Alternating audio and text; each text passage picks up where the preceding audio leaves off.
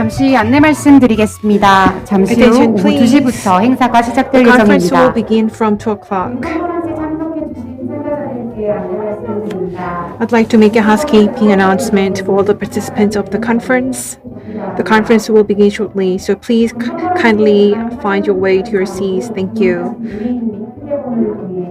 A Zoom online conference room ID and password have been sent to the email address and phone number you entered upon online registration for this conference. To join this conference live, please check your email and text message to enter the online conference room. In addition, simultaneous interpretation in Korean and English provided during this conference. In-person participants may tune into channel 1 for English, channel 2 for Korean on their interpretation services. Online participants may select their preferred language through the interpretation language settings on the bottom of their Zoom screens. There's one last announcement on the Q&As during the sessions. To ask questions, offline participants may raise their hands, and online participants may use the raise hand feature on Zoom. Thank you. There are 2 events planned throughout this conference. The first one is the quiz event. The first 15 participants per day to submit their answers to our quiz through Google survey will receive a portable USB humidifier.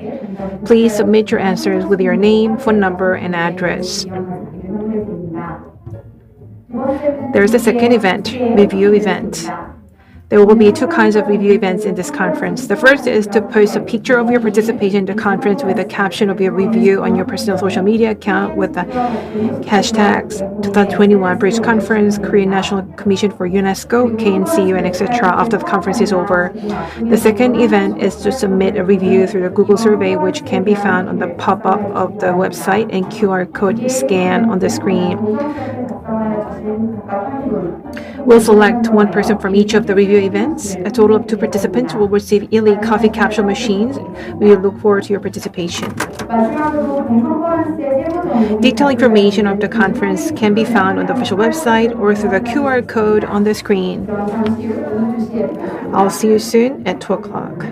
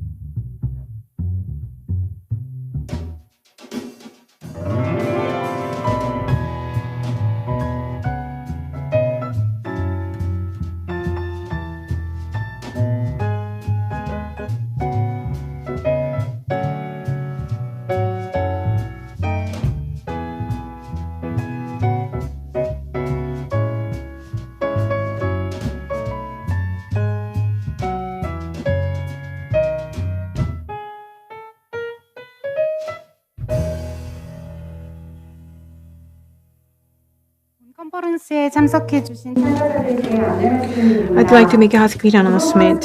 The conference will start shortly, so please find your way to your seats, and 컨퍼런스의 온라인 사전 등록자 대상으로 등록하신 I'd like to make some housekeeping announcement. 입장 아이디와 비밀번호가 발송되었습니다. 실시간 참여를 원하시는 분들께서는 메일 및 문자를 확인하시어 회의방으로 입장해 주시기 바랍니다. Please check out your email address and join the conference room on Zoom. Simultaneous interpretation service is provided for English and Korean. Channel 1 is English, Channel 2 is Korean. For online participants, you can actually select the language you want on the Zoom screen. Regarding Q&A, I'd like to make some housekeeping announcements. Offline participants with questions, you can raise your hand to ask questions. Online participants may use the raise hand function on Zoom. We have two events for the conference. The first one is the quiz event. The first 15 participants per day to submit their answers to our quiz through Google Survey will receive a portable USB humidifier. Please submit your answers with your name, phone number, and address.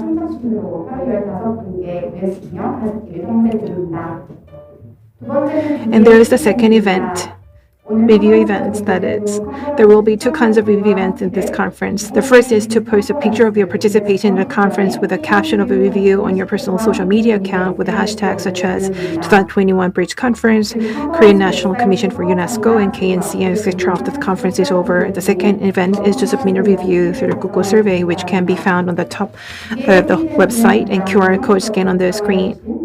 We will select one person from each of the review events. A total of 2 participants will receive yearly coffee capsule machines. We look forward to your participation. Detailed information of the conference can be found on the official website or through the QR code on the screen.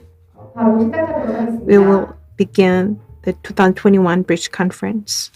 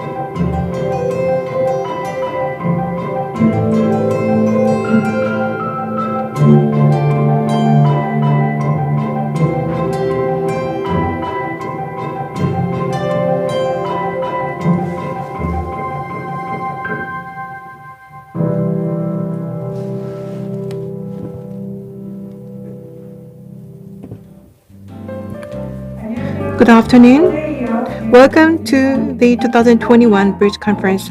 I'm Jiyoung from KNCU. Nice to meet you all today. We have a lot of participants, both offline and online. So, hello to all the online participants. So I heard that many of you have not turned on your camera, so maybe you can turn on your camera for a while to say hello to everybody. Hello, hello. Yesterday, starting with the keynote speech yesterday from Dr. Kyung, we actually talked about the present and future of non-formal education in the public sector. today, following on, we'll be talking about the role of non-formal education in the context of private sector, and also we'll hear many cases and examples. And not just that, we'll be talking about the future of non-formal education, which is the biggest theme of this conference. 제일 먼저 이제 세션 3의 세션은 서청우 수의대 평생교육 Session 3 will be moderated by Professor Sungwoo, College of Lifelong Education, Soongsil University, currently a professor of Soongsil University with a major in lifelong education. And currently he is the head of the EPEC Institute. I'll hand over the microphone to the moderator. Thank you. 김지현 박사님, 감사합니다. Thank you so much, Dr. Kim, for that introduction. As introduced, I will be moderating session 3. My name is Jae-eun. I'm a professor at the College of Lifelong Education at Sungsil University. We are joined by 4 presenters for this session. Allow me to briefly introduce them. First of all, Mr. Sun Kim, Director of International Development Division of Good Neighbors. Thank you. Those of you on the floor, we would appreciate it if you could give us a big hand. And Ms. Jiyoung Moon, Senior Specialist of CJ Social Contributions. Nice to meet you. Next, Ms. Hyunju Kim, Core Impact Director at ENUMA. And on the screen, joining us remotely from overseas, live, Mr. Uwe Gartenschlaeger, Deputy Director of the DVV International. So nice to see you. Guten Morgen. So, since we have all 4 presenters joining us today, both on the site and online, I would like to introduce the first speaker, Mr. Sun Kim, who is currently working as the Director of International Development Division at Good Neighbors. He is also the advisor for Women and Peace at the Ministry of Foreign Affairs, and he is also one of the project managers for the Coica Dominica project. I would like to ask you to keep your presentation to time, and whenever you're ready. Good Neighbors International Director. I want say by English, but there is small, very short time, just 10 minutes I have it. So just Korean is better than English to me. So, okay, let's start our case. Yeah. Wait a second, yeah. Meaning of child right in Good Neighbors. Have you ever heard Good Neighbors? Good Neighbors에 대해서 들어보셨어요? Have you heard of Good Neighbors? 예, 못 들어보신 분들도 So for those of 많이 you who 있으실 have not 것으로 heard of 압니다. it, I will explain to you. So in my presentation, I'll briefly introduce you to what we do at Good Neighbors. We are involved in education and welfare and healthcare and humanitarian aids. So we might do all sorts of charity work, but we actually are having a community-based approach.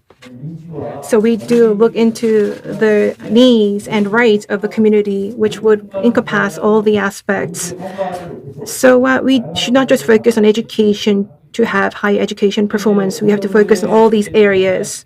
And one of the topics today to do with education is formal and non-formal education, which we also approach with great interest, especially in developing countries.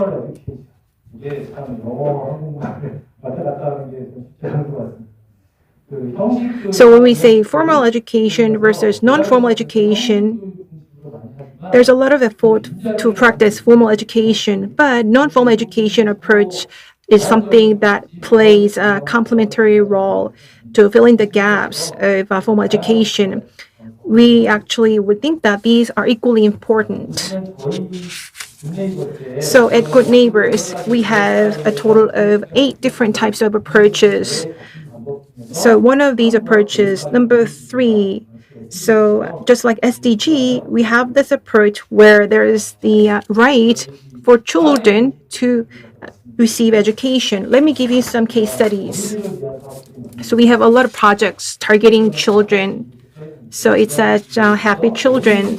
So we do work for the sake of children and adolescents. And to this end, not just households, but communities and schools have to have uniform approaches for the sake of their goods. So as you see on the sheet, there's some Korean wording here. So the Korean word is Asia, followed by Africa and Latin America, the 3 different bar graphs. So a lot of projects underway in Asia and Africa, and there are not that many projects in Latin America. Against this backdrop, so we have partnered with 22,000 children that are participating in the 472 child clubs. In Nepal, Paraguay, some of the countries where child clubs are underway. So children are self-driven in forming their own club. And that, I think, is the very special, unique feature, a project in Good Neighbors.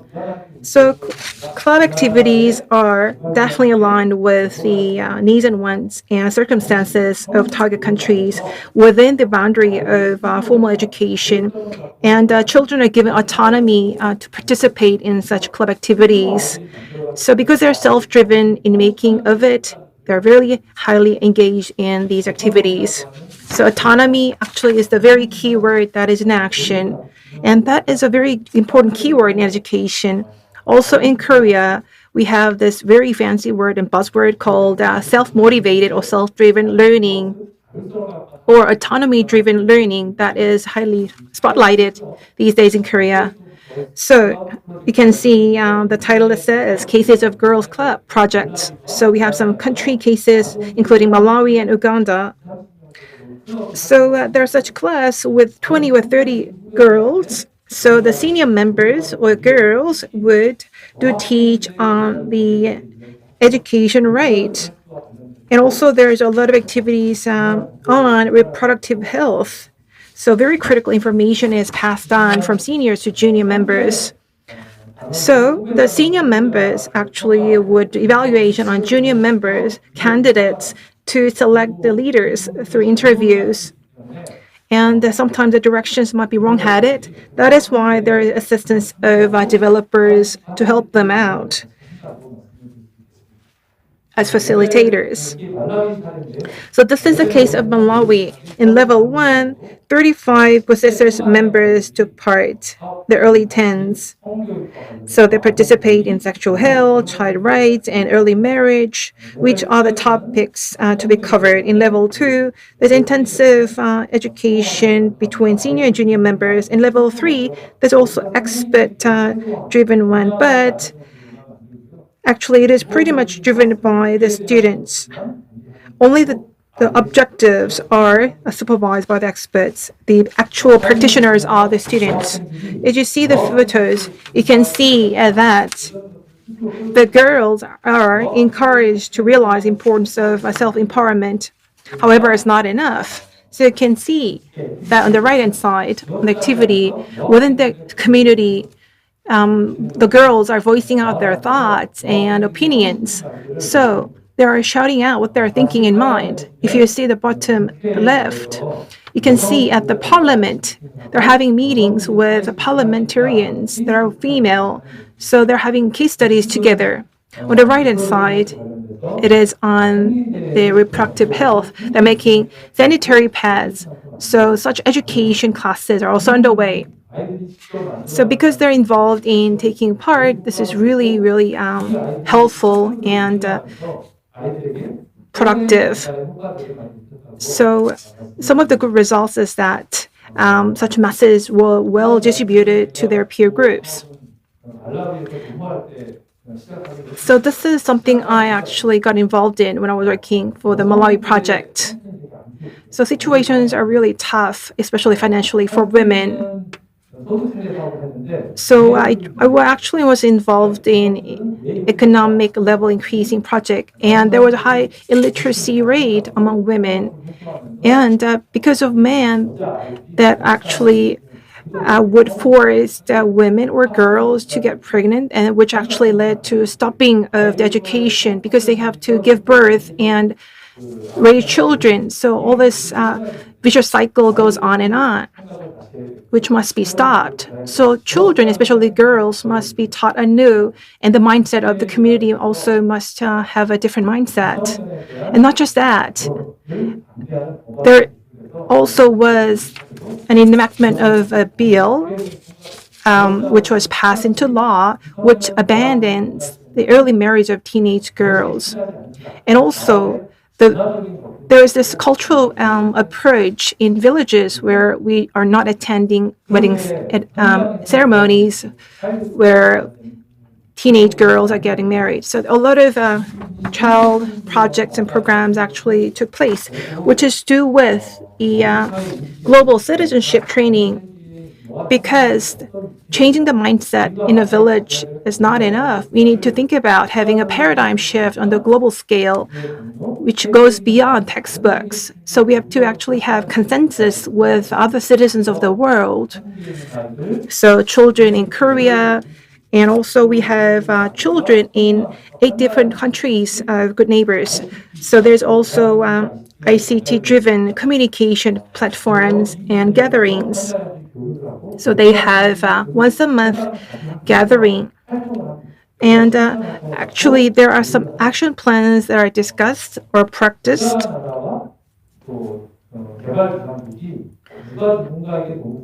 So it is not just a rich country giving help to a developing country.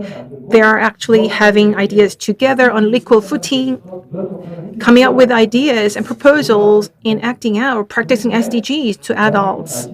So Korea has provided ICT to these countries, and many countries are participating for interactive communication where children are self-driven in making and implementing their own projects, thinking about what they need in schools. Not just those in developing countries take part. So there's effort in terms of environment, women empowerment, and so many other topics are being discussed. So it's time for me to close. So I'll talk about lessons learned. So as far as non-formal education is concerned, especially girls' empowerment, I would say that the country's culture and past are there. Especially women are underprivileged, sometimes victimized. That is why there must be advocacy targeting local government and local community, and over the long term, there must be improvement in national laws, institutions. And also there's a lot of approach in terms of global citizenship. It seems like there's a problem in the Korean approach because we tend to focus so much on Korean students. We need to have all student-centered approach. Although other speaker will talk about some topic from CJ representative. So there are a lot of good practices to be shared. So we need to make this village, global village, with the participation of all. And there should be an integration approach by staying connected to education curricula in order to have sustained results for the future. This is it for my presentation. Thank you so much for listening. Thank you so much. Wonderful presentation indeed. So I would believe that the good neighbors actually sounds like a very good name for me. I know that it should do many more projects for the future. You said so there are 427 clubs and 22,000 children are self-directed in their learning and implementation. And there's cool work between developing and developed countries, which seems very impressive. And global citizenship training education is something that we need to pursue beyond we just focus on Korea. So Director Kim will be here with us for the Q&A later on. Thank you so much for keeping your time. I do appreciate it. 표로 해주실 분은 Allow me to introduce the second speaker, Ms. Jiyoung, Senior Specialist of CJ Social Contributions. She is currently working for the Culture Division under the CJ Social Contributions Office. So please, give us a big hand. Hello, as introduced, my name is Jiyoung. I work at the CJ Social Contributions team. So hello to everyone on the site, and it is a great honor to talk about CJ Group's Girls Education Campaign at such a renowned conference. And although I'm given a short amount of time, I'd like to talk about how we came to begin this campaign, how we have implemented it so far, and what changes we have applied ever since the outbreak of COVID-19. It has been almost 8 years since we initiated this campaign, and I have received many questions as to why CJ is involved in girls' education advocacy. Before I go into that, I would like to introduce some of the philosophies of CJ. Through CJ's Sharing Foundation, even before we initiated this campaign, we have tried to roll out donors camp activities to provide more opportunities for education to marginalized children. So we were interested in education for a long time. And I'm sure all of you in Korea are aware of the company CJ, but for those of you who don't know what CJ does, CJ is a food company, basically, doing quick meal kits such as instant rice, but it's not only doing just that, it's engaged in various TV content, music, entertainment businesses. So it is a lifestyle culture company, so to speak. So our business scope is very close to women, and we have a lot of female consumers. And our main customer base, these young women, are leading a quality life in Korea, but in other parts of the world, we saw that there were some issues.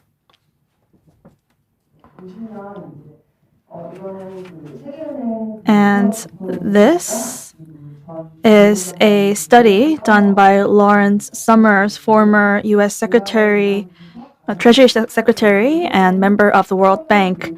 And he said that investment in girls' education may well be the highest return investment available in the developing world, because when men do economic activities, they bring 35% of their income to the household. But women reinvest 90% of what they earn in education. So there's a big gap here, and this goes to show what a big investment education can be.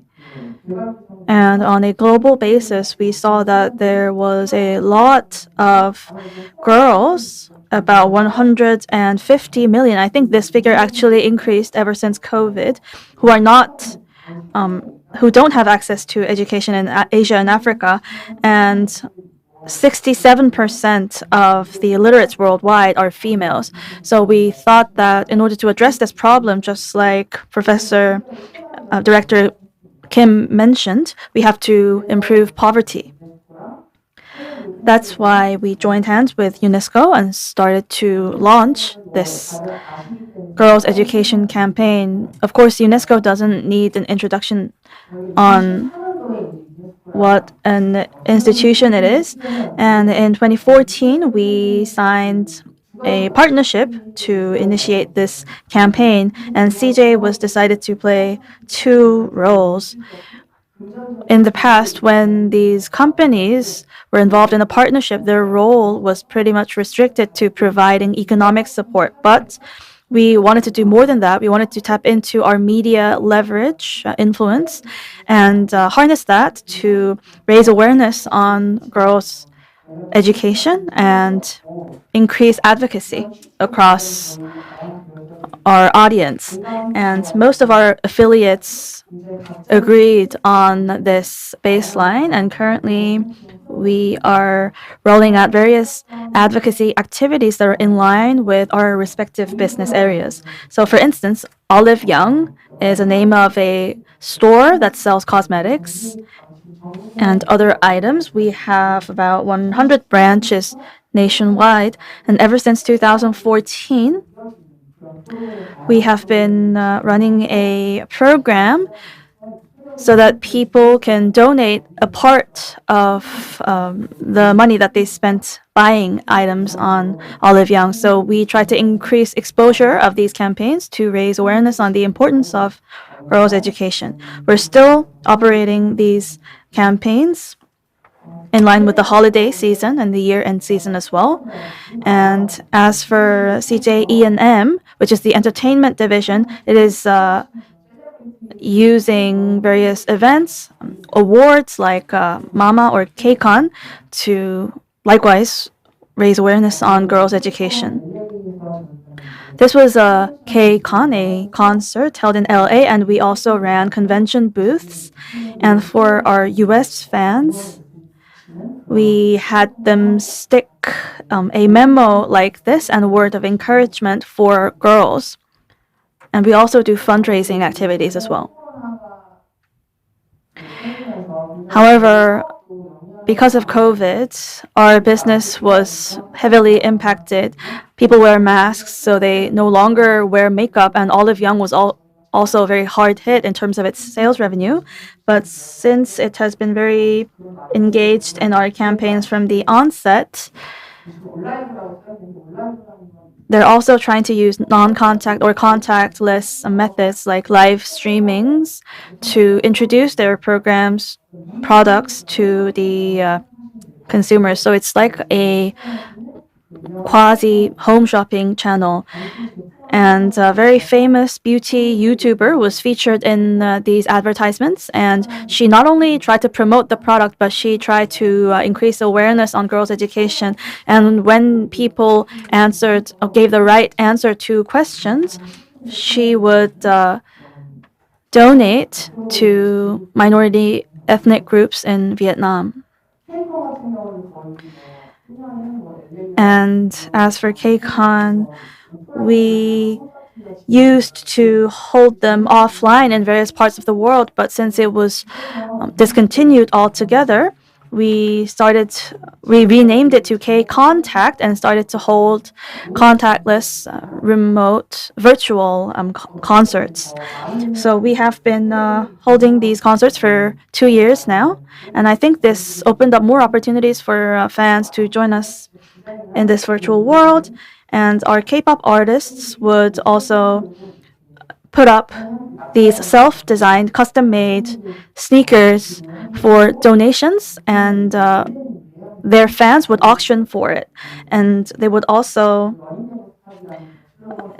participate in entertainment shows like this on hashtag Learning Never Stops. It's a session for teaching people Taekwondo, and it was a mini segment that was very entertaining so that fans could learn about the importance of this campaign while having fun. And next page, the artist Rain was featured in K-Contact 5 this year, and he really went to talk about the importance of girls' education. And when the fans copied one of his motions and uploaded snapshots of them on their social media, we would also raise funds using those efforts and those campaigns and use those funds for a very good cause.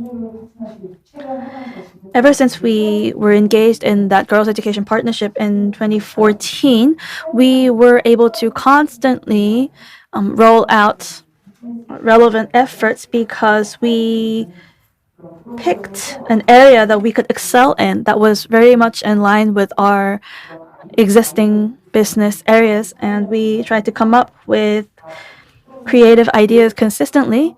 Not only myself, but producers, marketers, and the entire team tried to find the most effective way to deliver our message.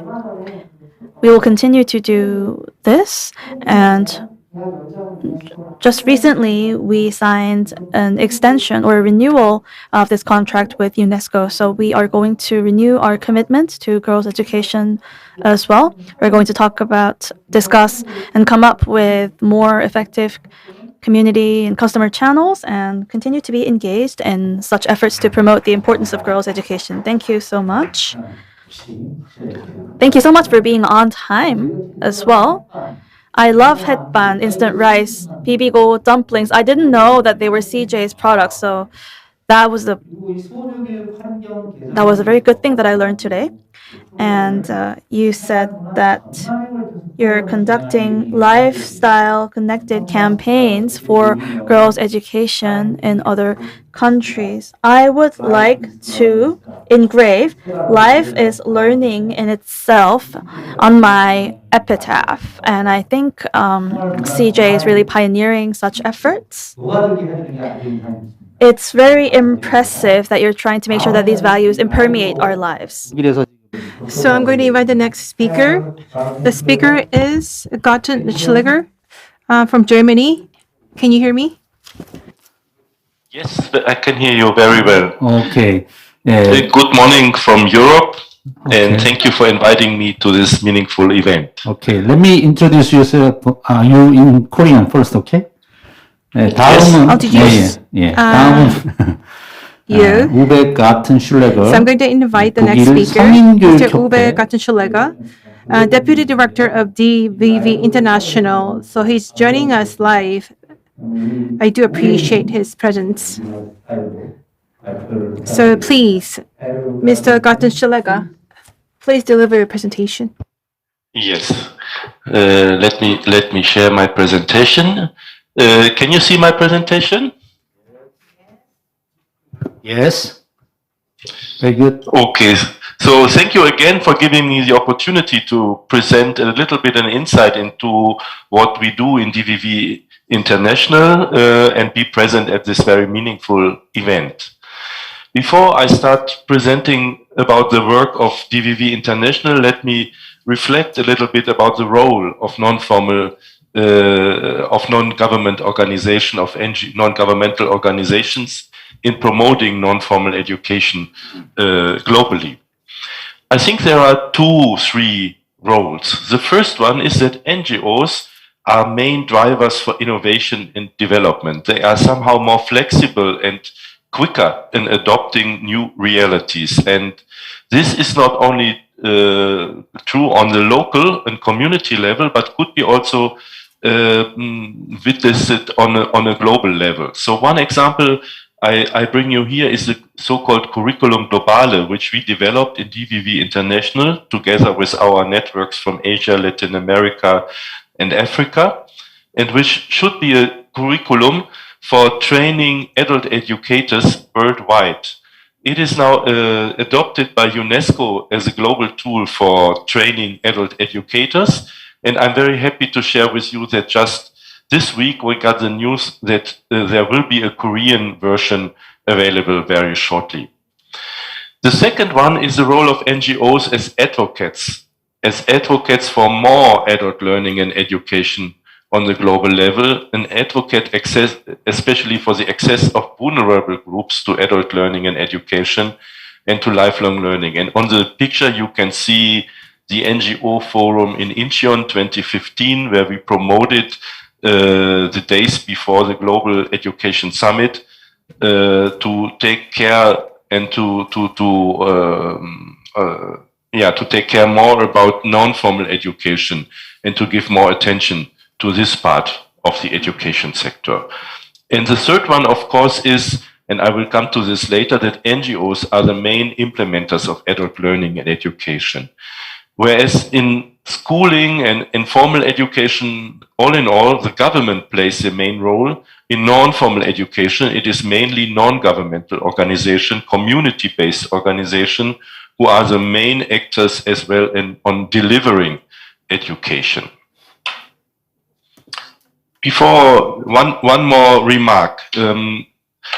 As you noticed, I come from the sector of adult learning and education, And we, as a global community for adult learning and education, we witness that our sector is very much undervalued and underfunded.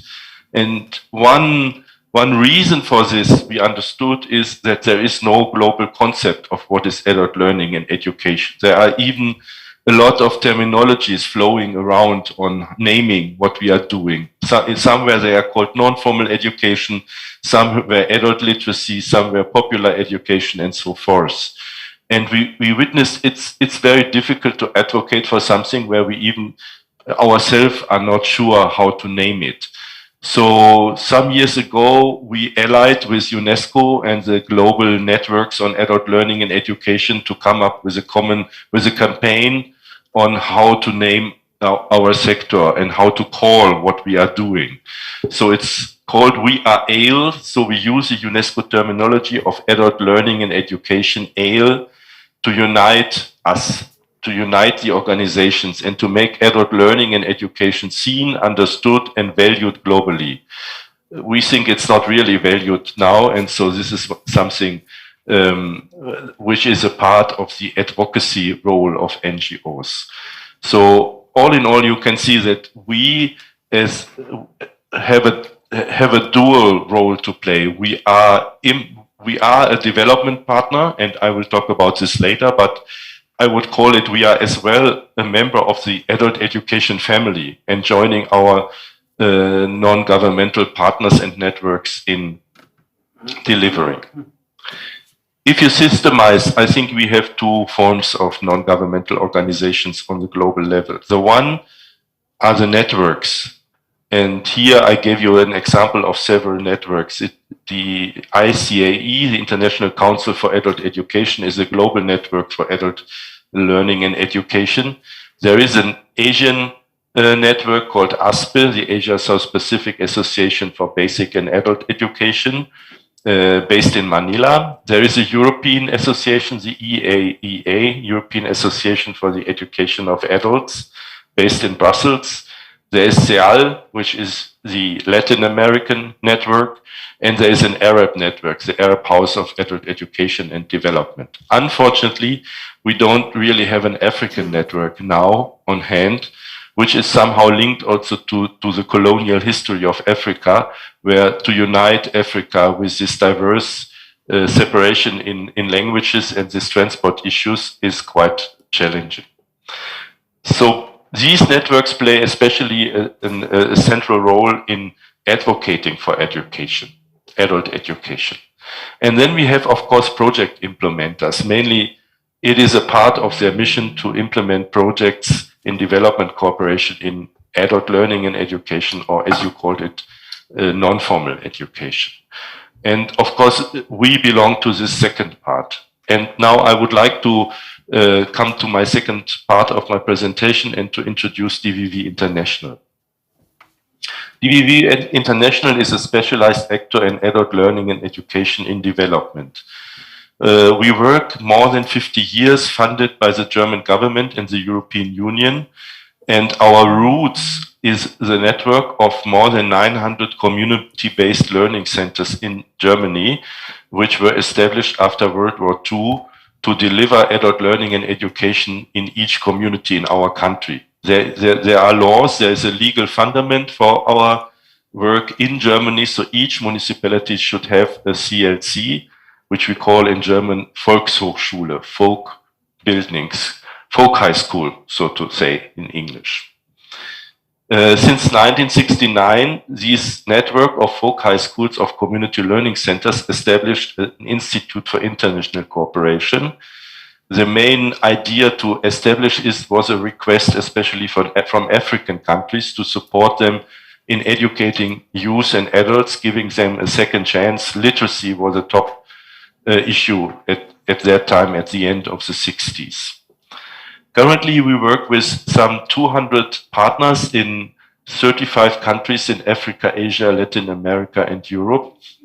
And I think we are the only organization globally which is really focused on adult learning and education in development. My experience is that there is no development cooperation project which hasn't an element of training and adult learning. but we are the only one who take care about the development of the sector of adult learning and education. So besides the project work, we are convinced that we have to take care also about the international advocacy and lobbying work to ensure that the framework for lifelong learning, especially the funding and the legal frameworks, are improved.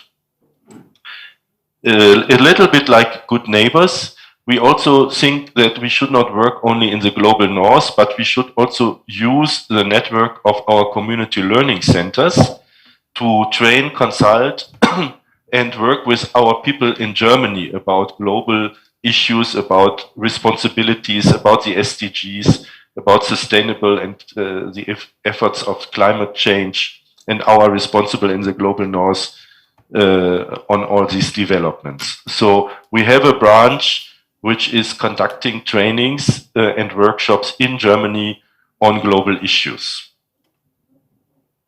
Here you can see our mission. Excuse me, Mr. Yes, Gartenschlaeger. please.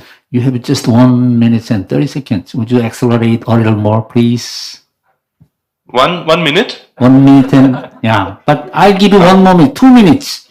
That's my power, okay? So I Please. skip my vision. Okay. Here you can see the network of our countries. You can see it's a global network, and this is a good thing for us so we can connect also the different regions. I would like to draw your attention as well on this 3-level approach. So our idea is not only to deliver grassroots projects in the communities, but really to improve the frameworks on the what we call the macro level, the policy level, and to use good practices on the micro level to improve the frameworks, the legal frameworks, the financial frameworks, and also on the meso level, the capacity building of our organization. We are convinced it is interlinked. You cannot work only on a grassroots level. This is more like charity. But if you really want to improve things, you should interlink the 3 messages. Maybe this is even the main message I wanted to deliver today from our experience. So here's an example from Laos, from Lao PDR on how we do this. So on the micro level, we support good practices in mobile skills training and in in establishing community learning centers which feed into the macro level, where we already succeeded in developing a degree on lifelong learning with the government of Lao PDR, and to establish a decentralized countrywide structure, government structure of supporting adult learning and education on the provincial and district level. So these 3 levels are interlinked, and in the middle is this capacity building level, capacity building both for the policymakers but also for the adult educators themselves. Very shortly about the lessons learned. Non-state actors are adequate partners in a sector which is dominated by non-state actors, by NGOs. So we should firstly look, when we talk about developing adult learning education, please firstly look into the non-government actors. They are more dynamic and flexible to adapt to changes, and adult learning is all about changes. You should answer to demands of the population. You cannot come with ready-made curricula, because adults themselves know what they want to learn, and you cannot force them to learn. Non-state actors are nearer to the needs. That's what I just mentioned. And a partnership between donor countries, NGOs, academia, and international organizations can ensure the best results. We are especially thankful for a very good cooperation with UNESCO on this.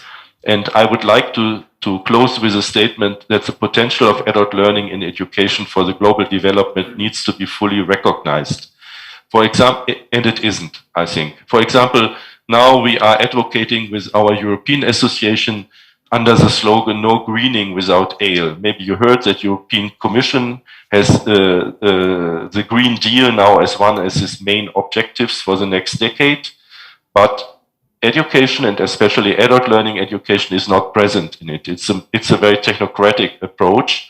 And we think, and the pandemic showed as well, if we don't convince our population and we don't take them on board in all these developments, we will face tremendous problems. So the investment in more adult learning education is crucial. Thank you for the attention, and I hope it's more or less in the timeline. Thank you very much. 네, 감사합니다. Thank you so much. So ALE, Adult Learning Education. So Ale actually sounds like a beer brand though, or a beer type. So it's very impressive. I'm sorry I didn't give you enough time, but thank you so much for delivering very insightful presentation. So we are going to have a discussion session after the presentation is over. So we're going to give you more time, Mr. Gartenschlaeger, later. Thank you. 순서인데요. 오랫동안 기다려주셨습니다. And last but not least, we have the final speaker from ENUMA, the Core Impact Director, Ms. Hyunju Kim. And ENUMA is a company that is aiming to narrow down the gap of basic education through digital learning. Well then, Ms. Kim, please. Hello, nice to see you. My name is Kim Hyunju. I work at ENUMA, and the title of my presentation today is Education for All Powered by Digital Technology. Education for all is very important, and this importance is more evident than ever because of climate change, the pandemic, and other natural disasters. In order to achieve this overarching goal of education for all, we need not just formal education, but also non-formal education. And the 2021 Bridge Conference chose this topic in a very timely manner. And we are fully committed to this goal of education for all and trying to harness digital technologies to this end. And I think this is a very nice opportunity for us to introduce our company, a K-EduTech startup that addresses the basic education gap through digital technologies. So basic education could and digital technologies used to be a tool to facilitate education for students that are very well off and have their parents' support. But our goal is to create the best learning tools to help children with less access to public education to study, regardless of whether or not they have their caretaker with them, their parents with them or not. We were founded in 2014. And ever since, we have been launching a lineup of products that are aimed for the same goal. And we are targeting, our most basic objective is to help children build up this basic learning. And we are trying to provide tools to that end for early child development, basic reading, writing, math skills. And on top of that, we're trying to build other skills as well. And I think one good opportunity for us was Global Learning X Prize. It was a competition for basic education software tools. And Elon Musk said that digital education thus far was heavily focused on hardware, but now we're going to need software that empowers children. So he hosted this competition in Tanzania and gave out tablets to 3,000 children who were in the local community, and we tested which software was the most effective.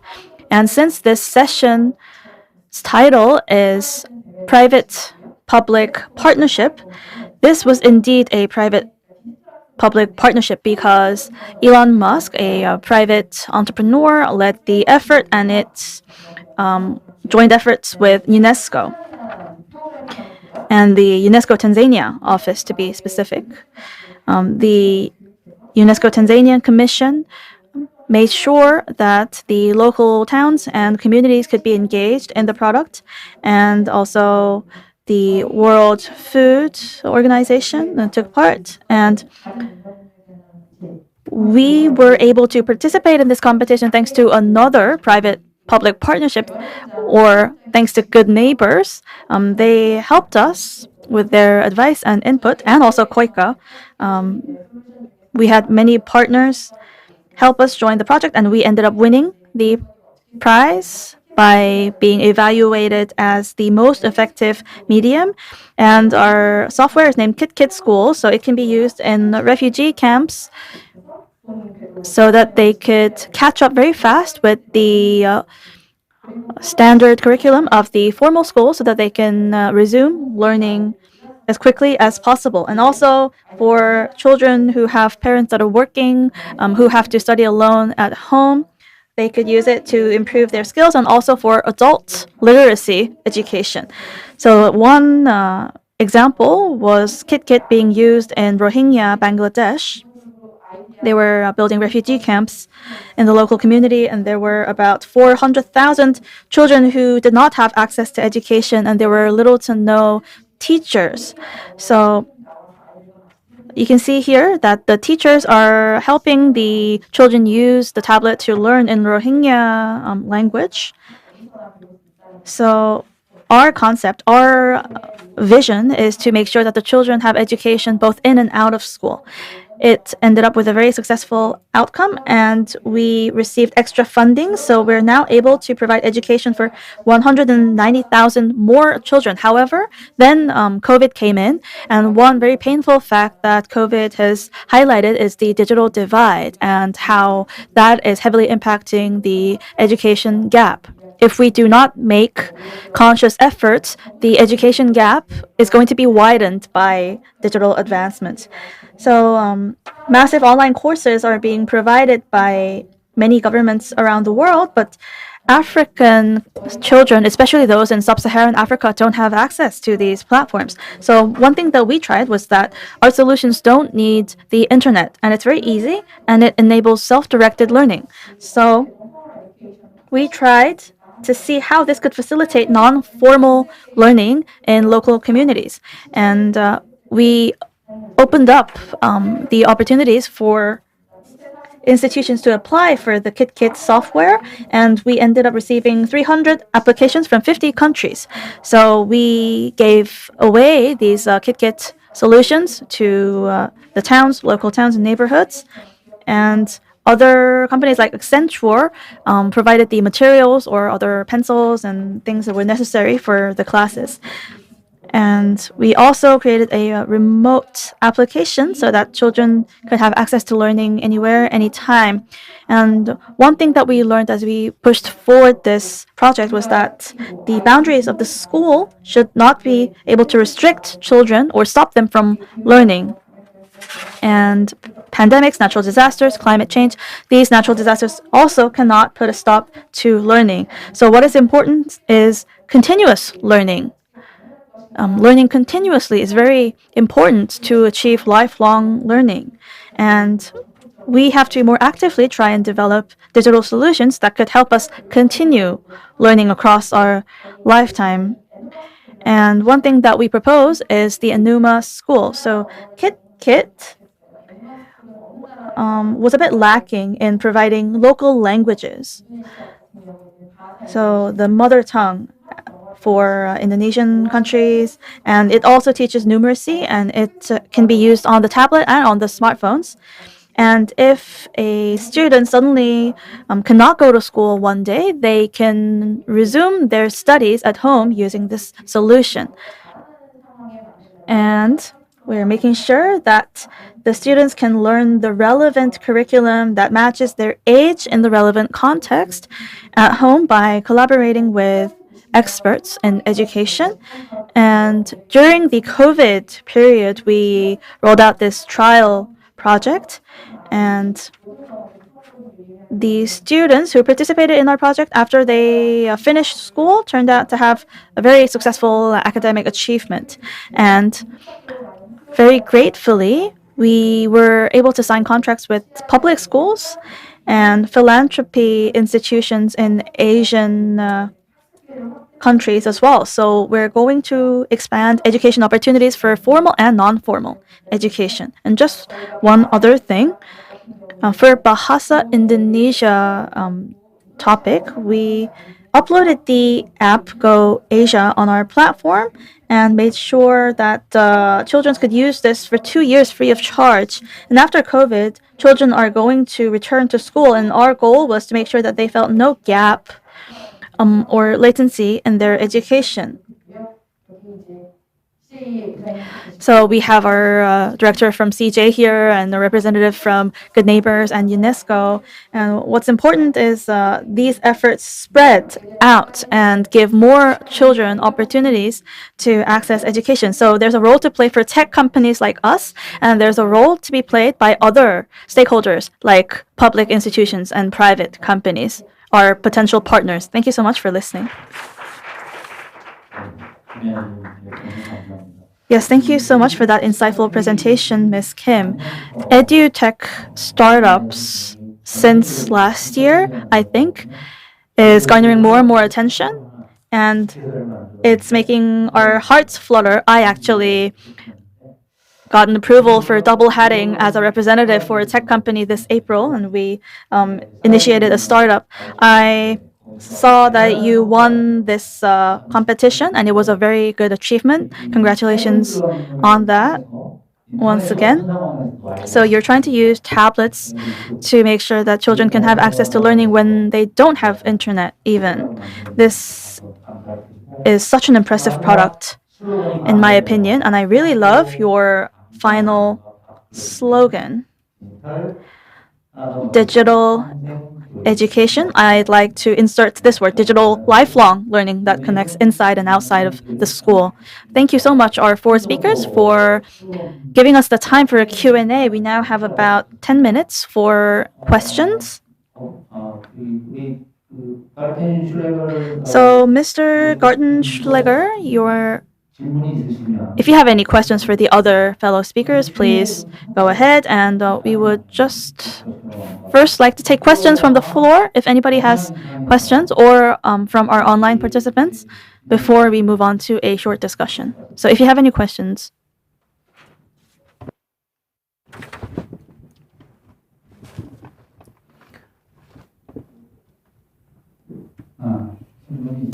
So do you have any questions from the floor?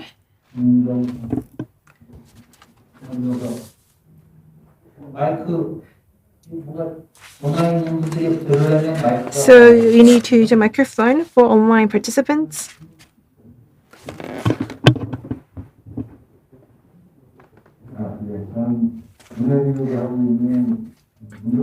My name is Sungwoo. I'm involved in literacy education. So I have some questions to the speakers. So in the COVID situation, face-to-face education has been stopped. And it's not that easy for even illiterate population to access the online content without much digital infrastructure. If such a situation is repeated in the future, I mean, we have a lot of challenges. So even without using internet-based, still Korean alphabet can be taught. There's a software specialized in that role. So can you elaborate more on that? Because is it something that we can access as literacy, a specialized institution like ours? Because, I mean, that would be very good, impressive performance we probably would take. Yes, Kim, please. Yes, thank you, Dr. Moon. I skipped that slide with Kulbang in the interest of time, and you gave me the opportunity to highlight it, so thank you so much. And what we're focusing on is the age of 5 to about 10 years old. And we're trying to develop a solution that could be operated whenever there's no internet because it's pre-installed due to, well, thanks to a other partner.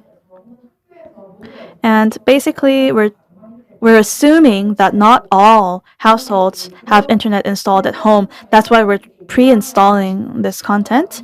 And you may assume that it's very easy to provide unilateral learning.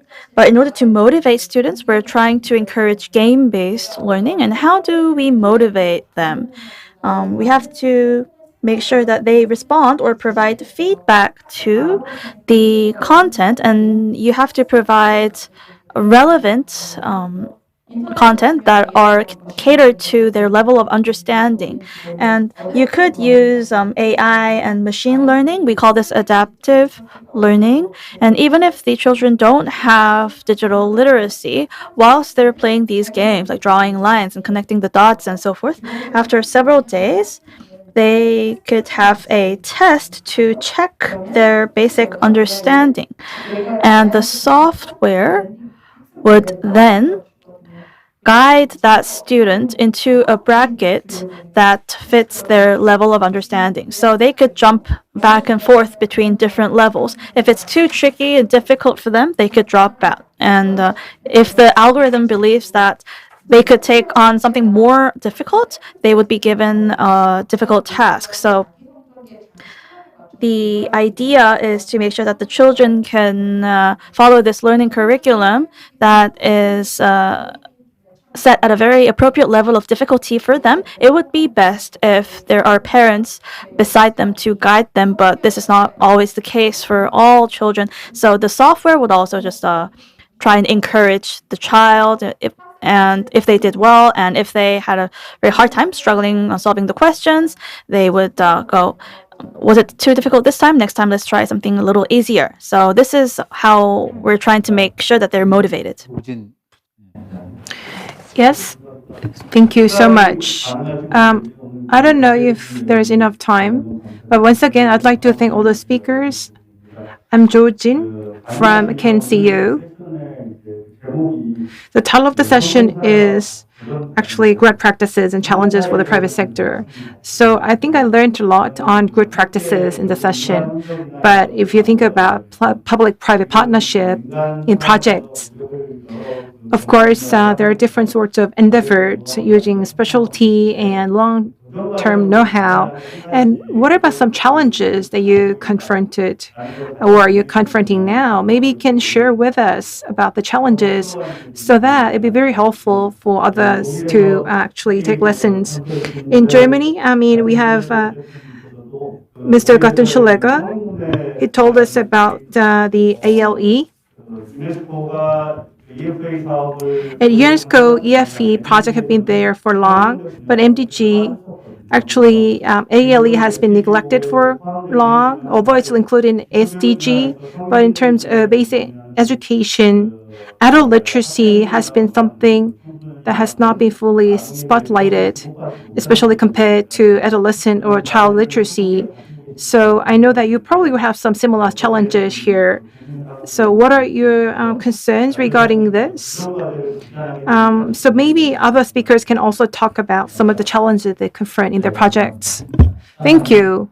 So I'm going to give you just 1 single minute to each speaker. I know it's not that easy to summarize, but maybe you can start with Mr. Sun Kim. Well, regarding your question, the will of the education authority is very critical. So how can we, put in the global citizenship education to curricula? Is it something to be taught by social science teacher? If schools are to adopt it, would the teachers be cooperative? So the will of the education authorities is the top priority, I think, as far as Korea is concerned. Maybe in developing countries, exchange programs would be wholeheartedly welcomed. So when I say exchange programs, well, we can think of communication. There actually used to be some language issue because the key actually is not the delivery of the content, but the communication, among children and teachers. But even if children do not speak in English, still there was not much issue in communication. And there were like 20 or so club members, and communication was not a very big issue. And they also could take part in dissemination projects. But in Korea, cooperation of schools and education authorities are the hurdles we need to overcome, which will lead to thriving results in the future. Thank you.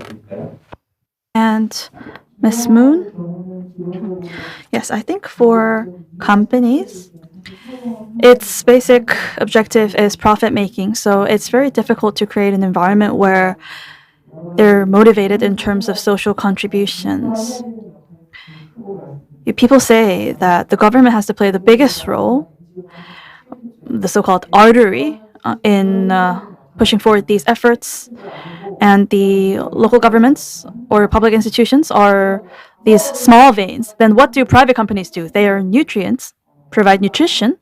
So it doesn't really matter if they are not part of the plan, but it's great if they do join in because they provide more dynamism and more momentum. I hope that with the K wave and this hype over K content and all, we could have more K content fans join in on this effort. And I hope that the government would also think very highly of our participation, not say that that's something that they should take for granted. Yet I hope that the companies would also become veins and part of the plan. And Ms. Kim, you said that your nutrients, and I think startups like us, we believe that technology is that nutrient or lubricant. So it's so clear that we all have to work together. And I hope that there are no overlaps in the scopes of these partner companies. So I hope that these respective companies that all have an area of expertise would come together to work for this cause. You said earlier that the reason why CJ was able to continue this effort was because it was very merged with your business scope. And that's exactly the case for us. So I think these institutions have to try and use their competitive edge when they work in these partnerships. And for us, the challenge would be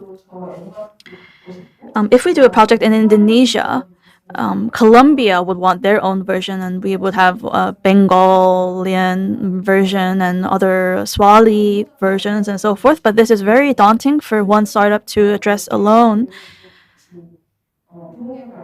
I hope that we could have more expanded versions of cooperation to address these technical needs so that we could help children in different countries learn their mother language, because that's a matter of fundamental human rights. Mr. Gartenschlaeger, just only 1 minute. Yes. Okay, please. Yes, Thank you. just two ideas. The first one is that from the point of view of adult learning and education, children sells better in public-private partnership. It's much easier to motivate companies and donors to invest into children than into adults. This is a challenge we are facing. The second one is that the formal education system there is already a sustainable structure funded by governments, whereas in adult learning and education, the skeptical views of governments on do we need this really, isn't it just a nice to have, is still very present. Because I'm still with all this public-private partnership, I think still think it's a responsibility of the government to fund fundamental structure, and this is something which we have in schools, we have in universities, but we don't have this in adult learning and education. All right, thank you very much. Children and adult learning and education balancing is important, as you say. Okay, 지금 온라인에서도 질문이 들어왔는데요. 시간이 많지 않지만 일단 질문을 받아보고 시간 We have some 허락하는 questions 한번 online. 진행을 We don't have much 해보겠습니다. time, 온라인 but 질문 we'll address 하신 some of the 분 questions 부탁드리겠습니다. raised online.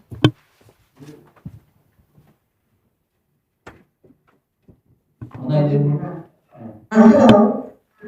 I would like to Mr. Gartenschlaeger a question. How can we stimulate more NGOs or other stakeholders in the society to participate in non-formal education? And can you give us more suggestions or examples? Thank you a lot. Yes, thank you. I got the question: how to motivate NGOs and other stakeholders to implement, to invest more in adult learning and education.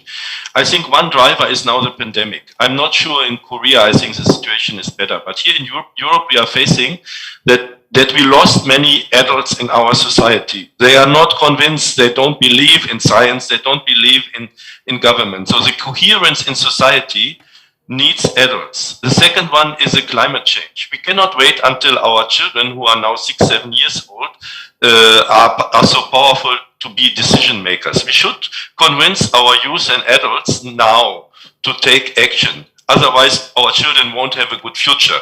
So there is a lot. There's a lot of arguments on the table that demands more investment in adult learning and education. I think we have to be more simplistic and more stronger and powerful in our argumentations. Okay, thank you very much for your answer. 네, 뭐 시간이 좀 더 있으면 많은 질문과 토론이 나올 것 같은데요. It would have been so great if we had more time so that we could have a more dynamic discussion. But since we have following sessions, I would like to bring this session to an end. So, Dr.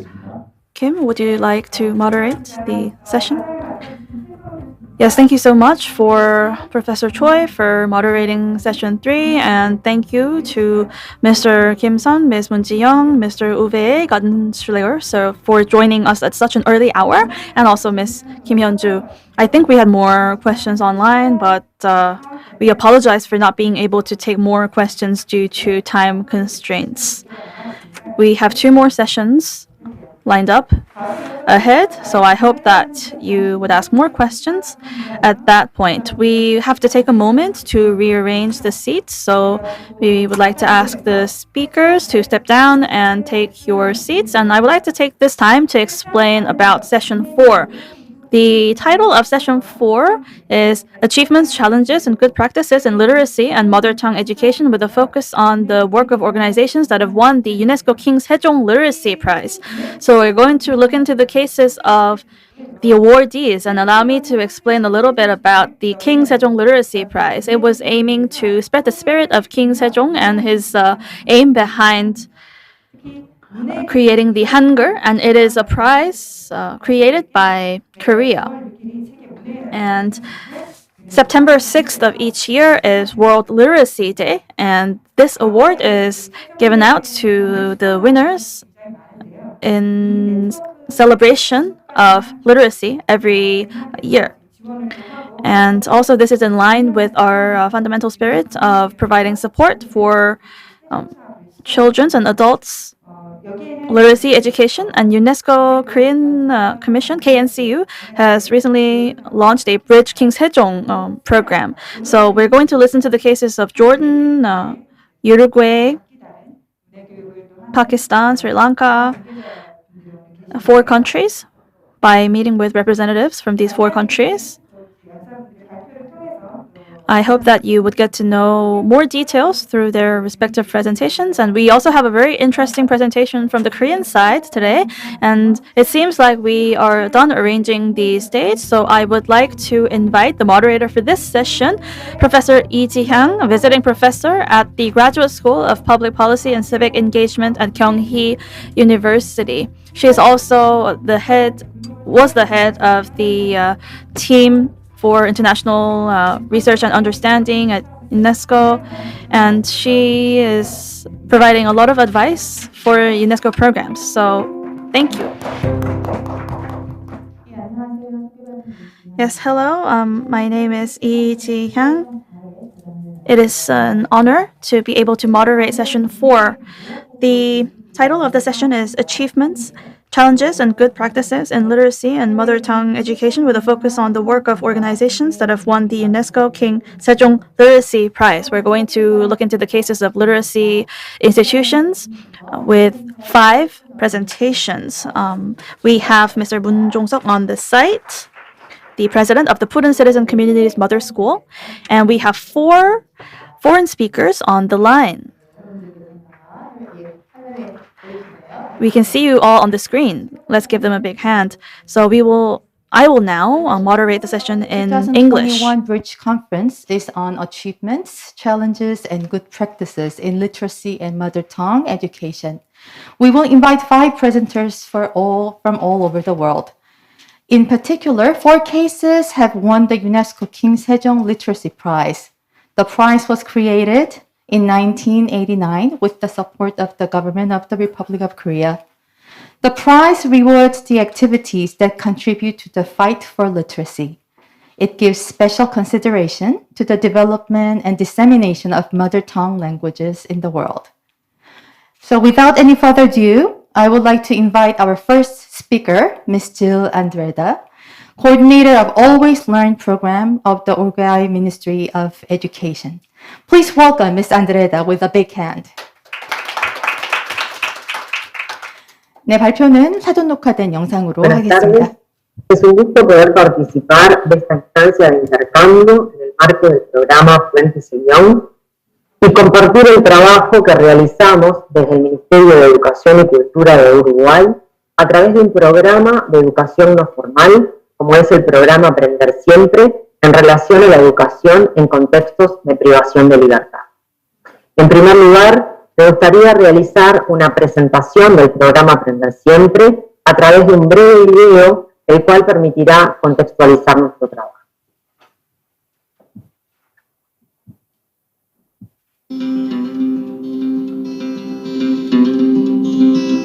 Uruguay alberga aproximadamente una población de 3.5 millones de habitantes.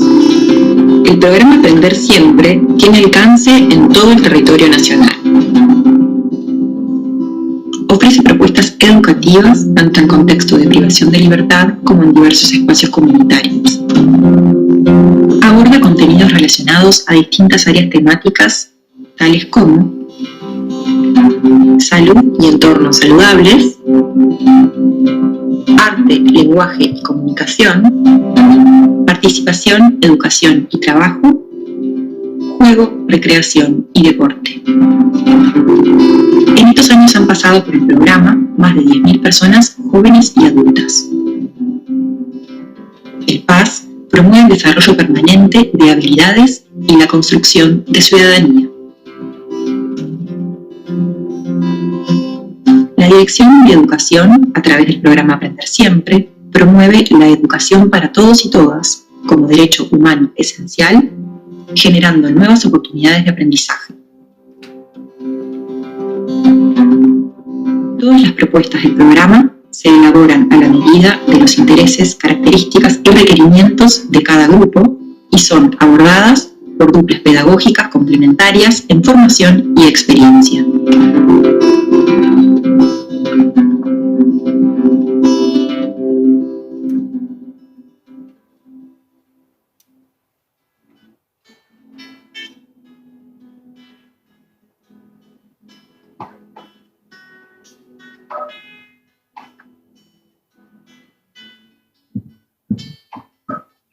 Bueno, lo que acabamos de ver son imágenes que forman parte del trabajo que realiza el programa Aprender Siempre y a continuación voy a compartir la presentación del proceso que estamos realizando con la población privada de libertad en nuestro país.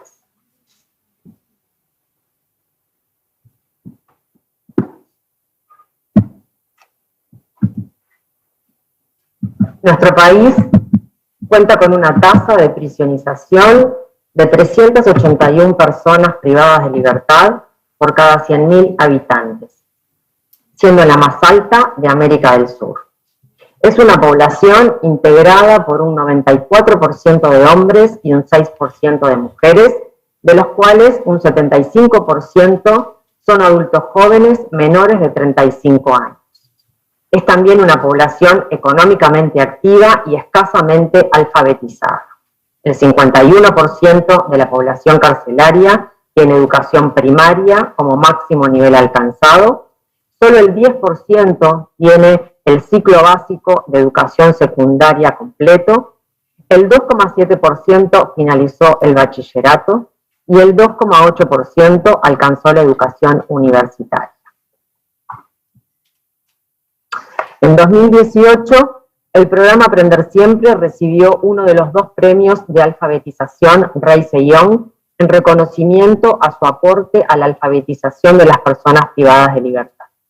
Este premio permitió desarrollar un ciclo de talleres para el fortalecimiento del equipo de gestión del programa y facilitar la reflexión sobre su abordaje e intervención, sistematizar y evaluar el proceso de 11 años de trabajo y publicar la memoria de lo realizado, y desarrollar una propuesta de formación sobre la educación de personas jóvenes y adultas dirigida a actores educativos de la región, publicando posteriormente su relatoría.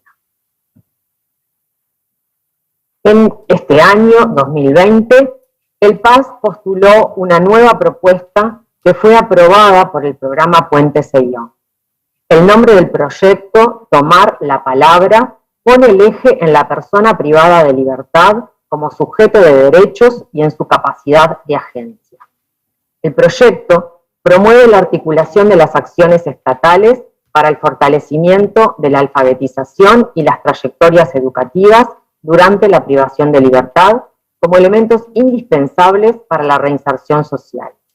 Se desarrolla en dos unidades penitenciarias muy diferentes. El complejo penitenciario de unidades número 4, que aloja a hombres, está ubicado en Montevideo y es la cárcel más grande del país, con una población de 4.000 personas, y la unidad número 20, que aloja a hombres y mujeres, está ubicada en el litoral norte del país y tiene una población de 700 personas.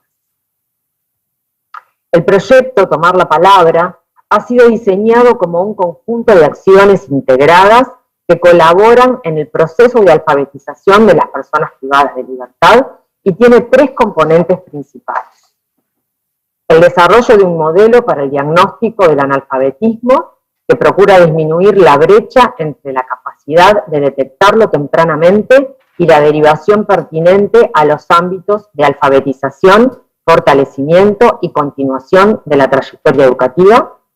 La mediación a la lectoescritura, que aporta desde el ámbito de la educación no formal contenidos conceptuales y actitudinales para el andamiaje y el acompañamiento a los procesos de alfabetización y desarrollo de ciclos educativos que lleva adelante la educación formal, y las bibliotecas multimodales, que contribuyen al desarrollo de procesos de participación y agencia de las personas privadas de libertad, y son centros socioeducativos y culturales que promueven también la integración a la comunidad. Las actividades combinan acciones focalizadas en las unidades piloto con otras dirigidas a todo el sistema penitenciario. De esta forma, el proyecto socializa y valida las propuestas innovadoras.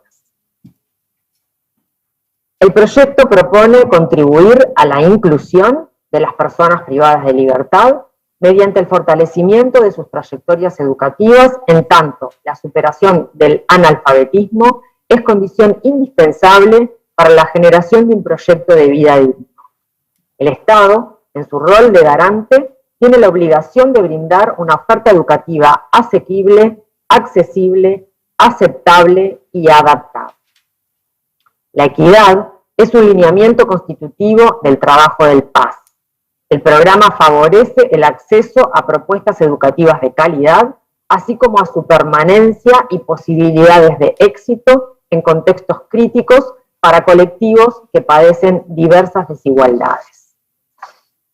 La equidad en educación se relaciona con la igualdad de oportunidades educativas y con el desarrollo de acciones afirmativas para atender a grupos especialmente vulnerables. En este sentido, el proyecto Tomar la Palabra es una medida afirmativa en favor de las personas privadas de libertad. La calidad educativa es también un lineamiento central del PAS que busca generar propuestas pertinentes, relevantes, equitativas y contextualizadas que conjuguen formatos, métodos educativos y organizativos, infraestructura, materiales, educadores idóneos, formación continua y equipos de trabajo para garantizar al máximo el logro de los aprendizajes, colocando en el centro al aprendiente como verdadero sujeto de derechos. El proyecto comenzó su ejecución el 15 de julio de este año 2020 y en estos 2 meses y medio hemos realizado la presentación formal del proyecto, algunas de las actividades previstas de formación de educadores, docentes y operadores penitenciarios, el trabajo interinstitucional para el diseño del modelo diagnóstico de analfabetismo y la preparación de la muestra educativa y cultural para el intercambio de experiencias de educación no formal que desarrolla el programa Aprender Siempre en todo el país y que fue realizada el día 9 de noviembre. El Ministerio de Educación y Cultura, a través del programa Aprender Siempre, agradece muy especialmente la cooperación del programa Puente, que permite el desarrollo de acciones educativas para reducir el analfabetismo de las personas privadas de libertad en Uruguay, y la invitación a esta conferencia que brinda la oportunidad de comunicar al resto del mundo nuestro trabajo. Muchas gracias.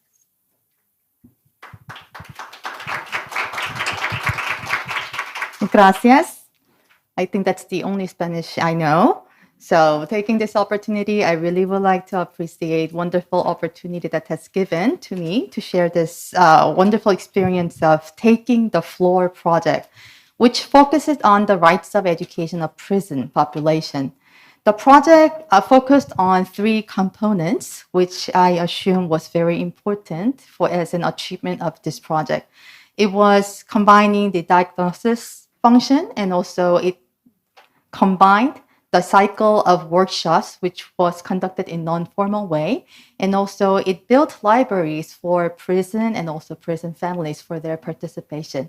Thank you very much for sharing your achievements. And we will talk later, invite you once again for the discussion, for sharing more experiences. Okay, now, without any further ado, I would like to introduce our second speaker, Ms. Shaheen Attiq, Vice Chairperson of Bunyad Literacy Community Council from Pakistan. Please welcome with a big hand. Hello, good morning to all of you. It's morning here in Pakistan. I don't know what it is in your country. But technology has all made us one and the same now.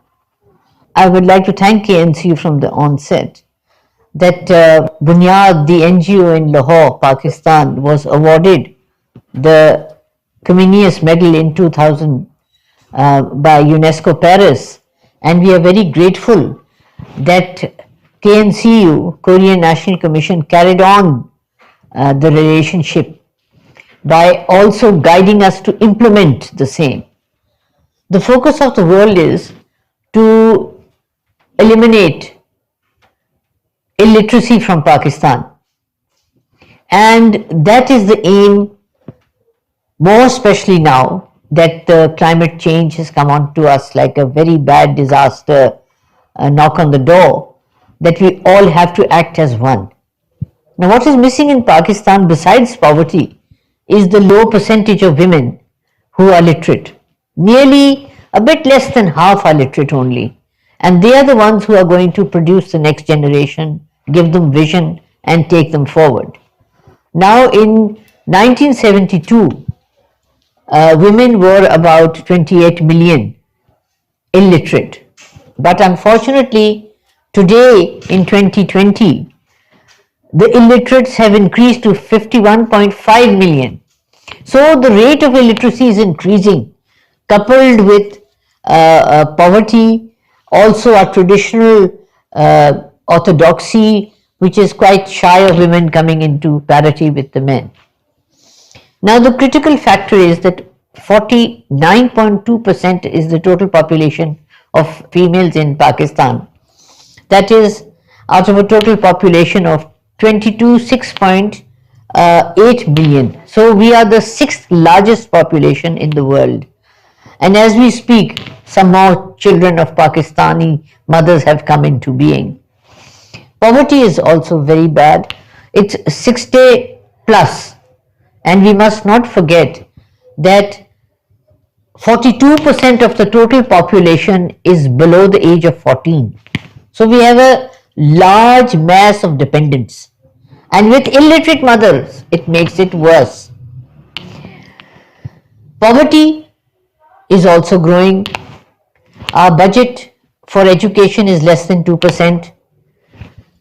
And as I mentioned before, half the women are barely literate.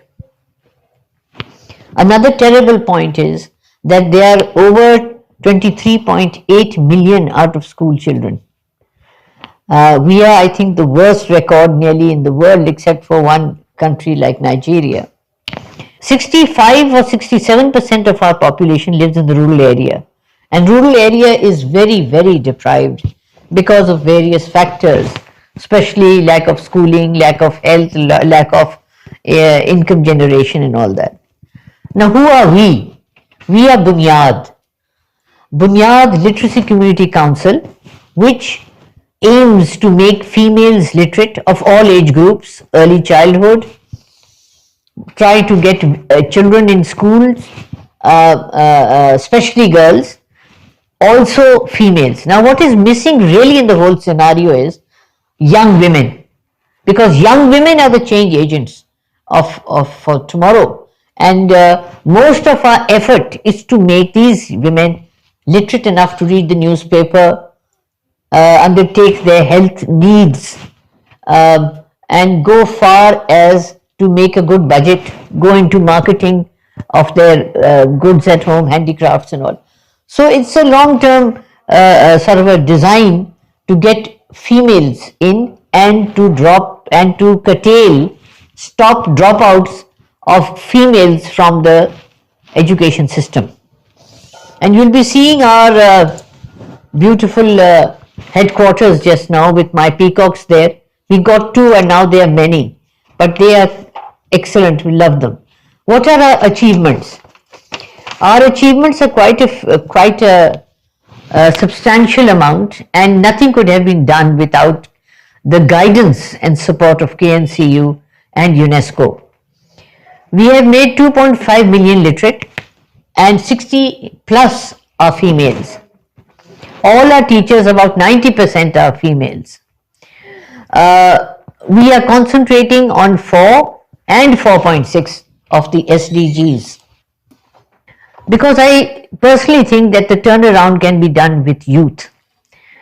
We also have produced 240 literacy and follow-up materials, child labor rehabilitation, and we have been very fortunate to get the esteemed known Comenius Laureate award from UNESCO. This is a Czechoslovakian very high medal awarded by UNESCO by Federico Mayo. The second one is our own King Sejong, which we got in 2002. And we are very happy, as I said before, that KNCU is taking us ahead. And like other NGOs, we are into non-formal, into early childhood. We have a mobile rickshaw, a library to keep the habit of reading alive in the rural poor. Then we have functional literacy, where we try to get youth and adults literate enough to start handling their lives. We have started financial literacy, that people should understand how maths can help them in the daily life. Another very beautiful thing is our digital hubs. In the rural area, we take them on, we get few computers and teach children and adults how to handle computers, how to get into the information channel, and how to avoid seeing items on the web which are not very healthy for anyone. And this is a very good communication tool, because from headquarters we go to the district, and from the district it goes right down to the teachers who can use it, update teachers training and all on their mobile phone. Now our relationship with KNCU, Korean National Commission, we were awarded the King Sejong Literacy Prize in 2002 in Paris, and we have a partnership since 2012, which is a beautiful partnership, and I hope till my lifetime it lasts and lasts and lasts. Now the focus, we have already done 53,418 women and young girls have benefited by it. Now that's not a small number, 53,418, and all are rural women. Because urban areas get some facility, but the rural area is overlooked, not only by the system, not only by poor governance, but also by the local male relations who like to lord over illiterate women. Now this has changed, and it is changed with a transformative sort of a thinking, nothing rebellious, but gradually mindsets have changed. We want to make this into a pilot form so that the government takes it on and goes on scale. Punjab alone has a huge population, and unfortunately, though we are better than the other three provinces, there's a long way to go.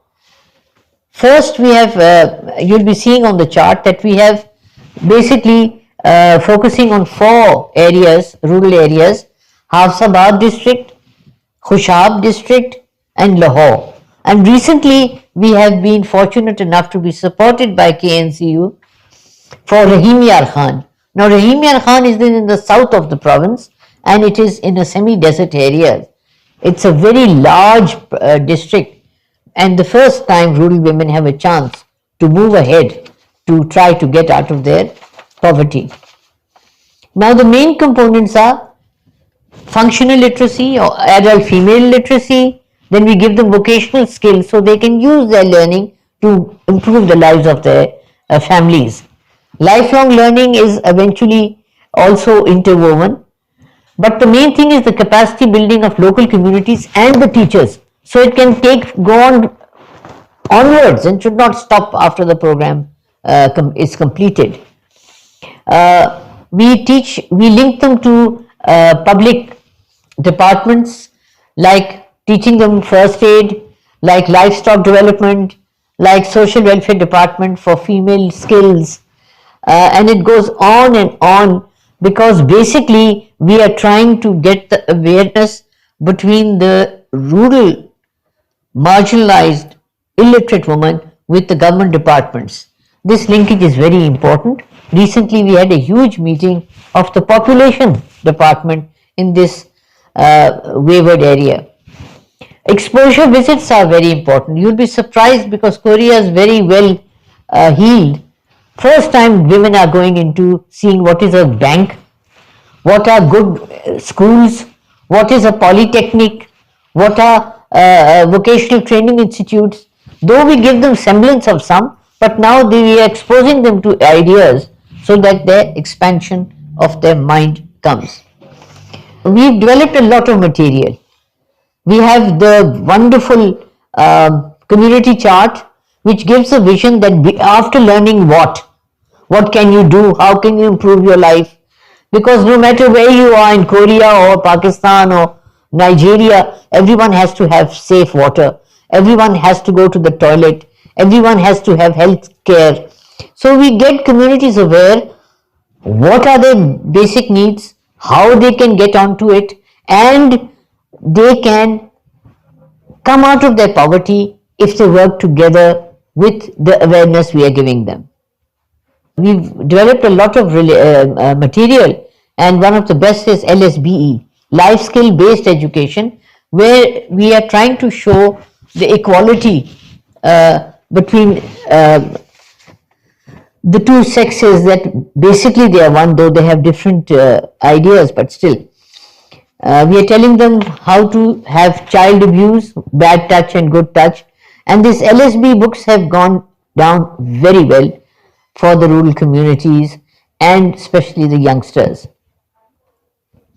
Now, what are the innovations? I think the biggest innovation is our rickshaw library, which takes reading materials to 10 centers, and we try to send new books to them every 3 months, so they should not get bored.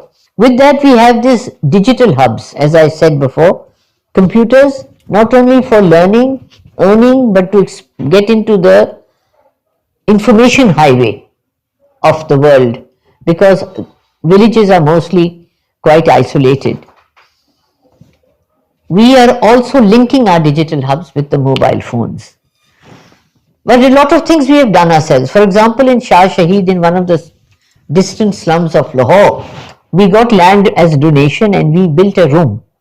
And in this huge population of nearly 10 million, we have a little place for the rural for these peri-urban women to sit down and call a room of their own. Like you have in Korea, clubs and all. This is a place where women exclusively get together. They get trainings in various concepts like cleanliness, like hepatitis, things like that, but also a place which they can call their own. So we call these activities value added. where we get people right. For example, women's rights. We tell them what are the laws concerning women, where you can go to complain, how you can go to complain. And we have developed this book called Book 3 of our curriculum. It's interwoven, that how they can go register an FIR, for example, First Information Report. But it's very important that their vision improves to where to get relief and how to get it. But with that, we have a terrible intermarriages are horrible in our country, and we have a lot of mental diseases. And in one district of Hafsabad, we bring the Mind NGO to give the epileptic patients relief twice a month in Hafsabad. And these patients used to be chained, but we have been lucky enough to open at least 700 chains so that they can, these patients can go through a healthy life. Hepatitis again is a problem because of dirty needles and because of such practices. Hepatitis B and C, we are taking camps to the villages trying to change them. We lose in breast cancer about 40,000 women a year, and we are giving them awareness on how to find out the issues, how you can get breast cancer and how you can save yourself from it. So we are trying our very best to get linkages ready between the community. We are the bridge. Like ANCU is a bridge, we are also a little bridge. The success story I've already shared about with you, that we've built our own place for the women, and we are giving this community center in Shaheen back to the community. Incubation centers, all our centers we call incubation centers because we're trying to give our women confidence. Because once anyone has confidence, student, man, woman, youth, their thinking develops. We're giving them microfinance trainings, skill training, financial literacy is a new thing. We teach maths through financial literacy. How to get order work, how to link them to the local market, and how women can work together, how to move towards a sustainable income. Only 22% of our women are supposed to be earning, though they are working, but their work is not recognized. And the tragedy of our system is that till there is a financial inclusion, women will always be not given the same distinction they should get. So the journey is on. We are trying to, we are also working with bricklins and trying to motivate other partners to start sustaining these centers. Now, what is the impact on rural women? They're getting more confidence. The best thing is when you teach a mother, she sends her daughters to school, how to become self-dependent and not depend on others, how to narrow the gender gap, especially if the income improves, showing alternative avenues for women. For example, beyond sewing and cutting, what they can do. So what are the lessons we've learned? Education alone is nothing. It has to be wider. We have to get people more involved to the services which the public government system is supposed to give. How to link it to them. How to narrow the rural-urban gap. How communities can help, like ours help by giving land, by giving time. We've got volunteers, they give time. How to link with the line departments. Now, what are the challenges? The challenges is this: the work is so deep, so big, that these 53,000 women, yes, we have helped, and yes, these current villages will improve. But look at the huge backlog, and we are just hoping that the government comes and takes it over, because this is actually their work which we are doing. Unfortunately, we don't have a very strong local government, because where there is local government, they take over this sort of work of moving the the communities to be self-dependent and to link them with the line departments.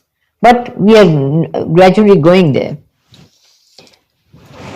We are trying to get, the challenge is trying to make women more independent. That dependency ratio is pulling down our economic picture.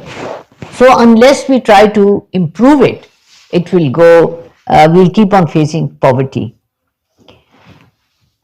Because of illiteracy in the massive, we've got 70 million illiterates in Pakistan and 40 million alone in Punjab. How can they understand that poverty is not only in Pakistan, it is all over the third world, and how to learn from each other to improve ourselves? You see, many countries have moved out of poverty with good marketing, with confident women, with a government which cares. Last, I would like to again thank KNCU for starting these wonderful, supporting our effort for giving these 53,000 plus women a chance to get on their own feet. And government is now slowly coming forward how to help female youth into the literacy program. Rural learners are really the change agents, because they have shown how they can improve themselves and they can go on taking it to others.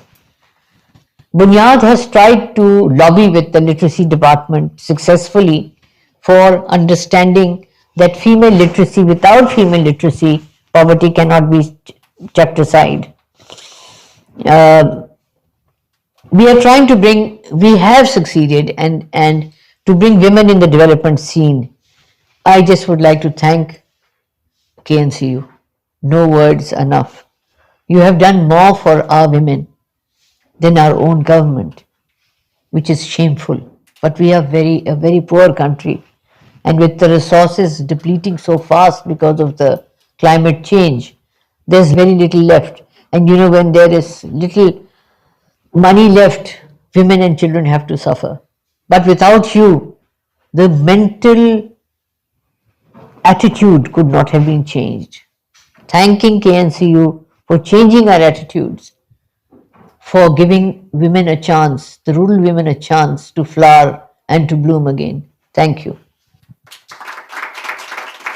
Thank you very much for your passionate speech, and also we learned a lot from you. We are very thankful for the sharing of Bunyad's experience, especially that focused on the rural woman, which brought bridging and innovations in this program. And we are very happy to know that the Bridge Sejong project raised awareness of the government, which helped the project in Pakistan. Yes, I also agree that there are too many changes that we should bring, but these changes are very, very slow. And through the Bridge Sejong project, we're very happy to join this journey. And it would be my personal honor if I can see those two beautiful peacocks if I go to Bunyad's Community Learning Center. It would be my pleasure. Thank you once again for your wonderful speech. And now we would like to invite our third speaker, Mr. Sarawanamuthu Dunaisingh, the Senior Lecturer and Head of Open School Unit, National Institute of Education of Sri Lanka. Please welcome him with a big round of applause. Honorable Secretary General Dr. An, Additional Secretary Generals, Directors, staff members of Korean National Commission for UNESCO, delegates from various parts of the world, and audience. Good afternoon to you all.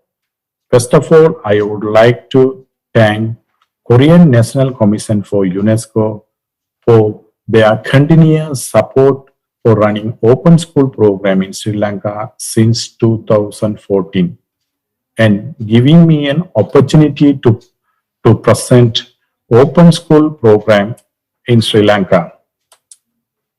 Open school program inaugurated in 2005 by the former President of Sri Lanka, Her Excellency Chandrika Bandaranaike Kumaranatunga, and started from 2007. The mission of the open school to provide wider access to sustainable and learner-centric quality education and skill development through open and distance learning, resulting in an inclusive learning society. Now let's see what is open school. Providing opportunity to access education for those who are not benefited by formal schooling. A low-cost, non-formal, innovative learning channel to bring real collaborative, flexible, enjoyable, and meaningful learning to the doorsteps of the thousands of children, youth, and adults, from breaking all barriers to learning through adapting open and distance learning system. Now I am going to talk about the objective of open school. Provide an alternative path for those who need to continue their education, provide assistance to those who need to complete their secondary education, provide opportunities for those who are unskilled or semi-skilled, strengthen a strong link between education and the world of work, ensure importance and value of continued education for improving quality of life, promote social justice and social harmony, and promote a learning society. Now you can see the target groups. Our main target is formal school dropouts and out-of-school children, prisoners, child laborers, unskilled workers, learners with prolonged sickness, drug traffickers, street children, beach boys, and currently we are studying about other target groups. Our main activity is conducting basic literacy course, foundation course, and secondary courses. Also preparing material for those courses and establishing new centers. And in near future, we are going to establish another 12 centers. Provide capacity development programs for tutors and evaluation of the program in each and every year. After the intervention of the Korean National Commission for UNESCO, the Open School program won the International Literacy Award in 2015. That is a very remarkable achievement. And 2017 nominated for Education for Sustainable Development. In 2018, honored by Asia Pacific UNESCO, and in 2020, got a certificate from UNESCO for participating Teachers Award. During this period time, 1,837 learners set for general education for ordinary level examination, and 1,337 learners got through from this exam, and 2,723 learners joined formal school, and 2,200 learners occasionally transitions. And altogether, 17,289 learners benefited from this program.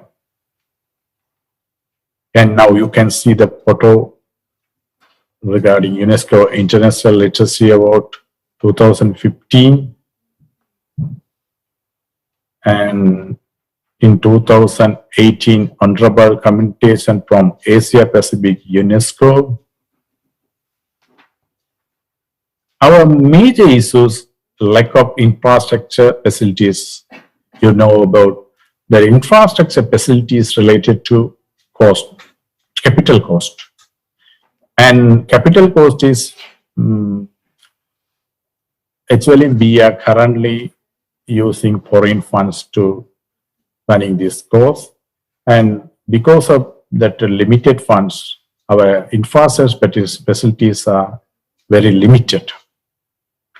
And other things, difficult to provide all necessary requirements.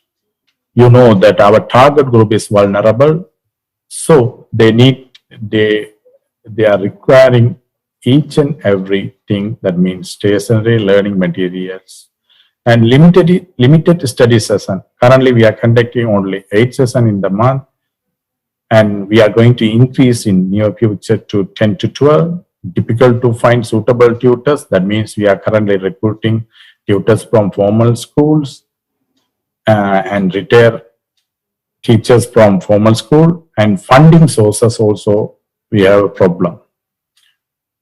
In after COVID-19 crisis, lot of schools have been closed, and the new technology has been introduced, and teachers also understand the latest technology. They are also willing to learn something about new technology. So these are the very important things to develop in near future.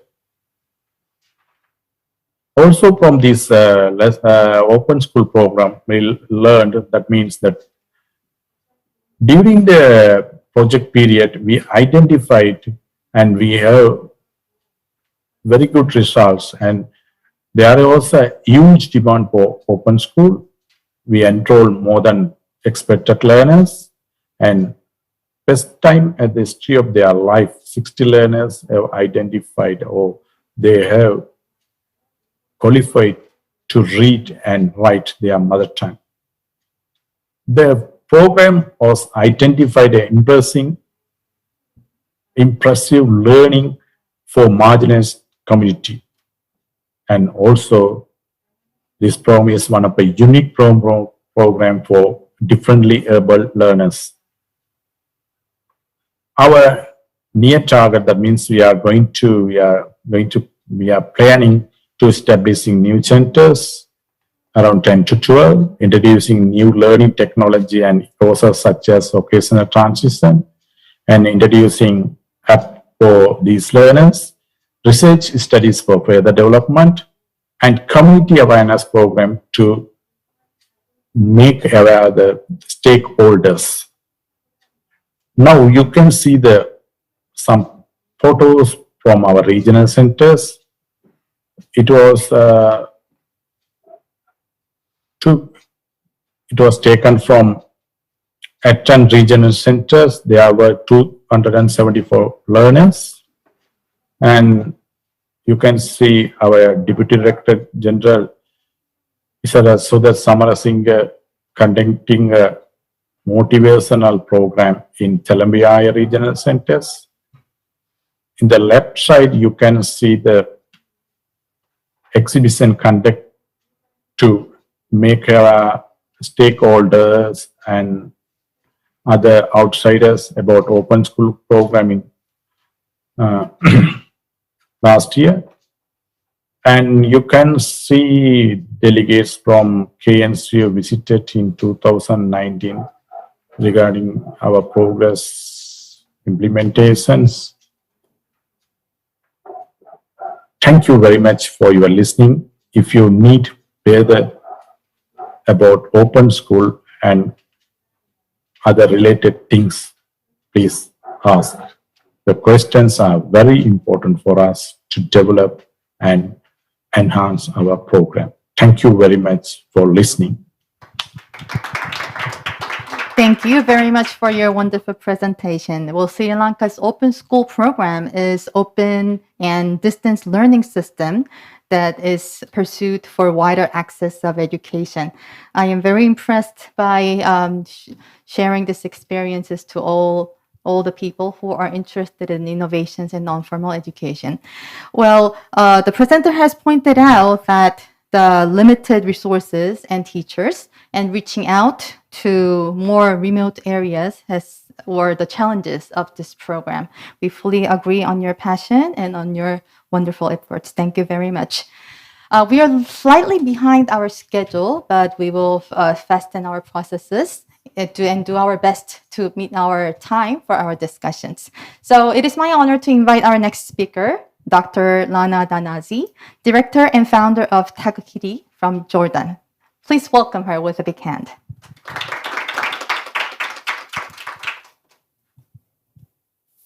Assalamu alaikum. Peace upon you all.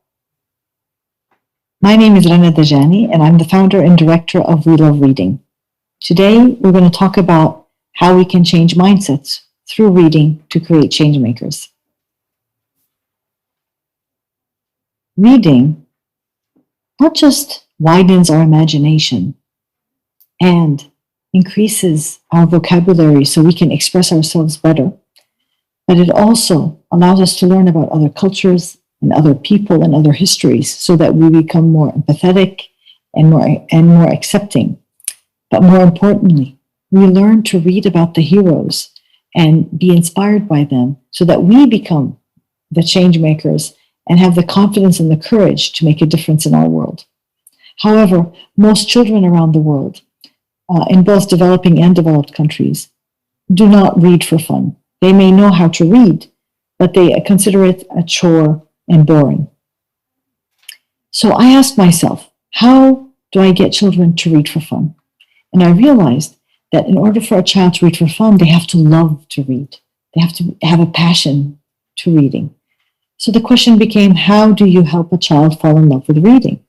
And again, through more research and observations, I realized that a child falls in love with reading when they have a role model, a parent or a caregiver who is reading aloud to them on a regular basis in their native language. Because especially early when they're young, because as the brain is developing and the neurons are making connections, there becomes an association between the feeling of security and happiness in reading that stays with you even when you're adult. So when you're sad, you want to read, and when you're happy, you want to read. And so from this premise, I started a program called We Love Reading. And it's a program that trains volunteers from every age, from every sector, how to read aloud as an art in your native language, and how to start reading aloud sessions in your local neighborhood. We may not be able to train every parent, but we can train one person in the neighborhood to inspire a love of reading among the children. And after we read aloud, the children go home and start reading aloud with their parents and their siblings and their friends. And so the impact of the program is not only on the children falling in love with reading and wanting to go to school and developing better cognitive skills, but it's also about becoming lifelong readers and therefore lifelong learners. But the other impact is that as you read aloud with an adult, this allows the child and the adult to go to a place all by themselves. And this allows the mental health burden to be reduced, stress and anxiety to go down, and to boost resilience and positivity and optimism because of that human-human interaction. So We Love Reading also impacts mental health and social emotional well-being.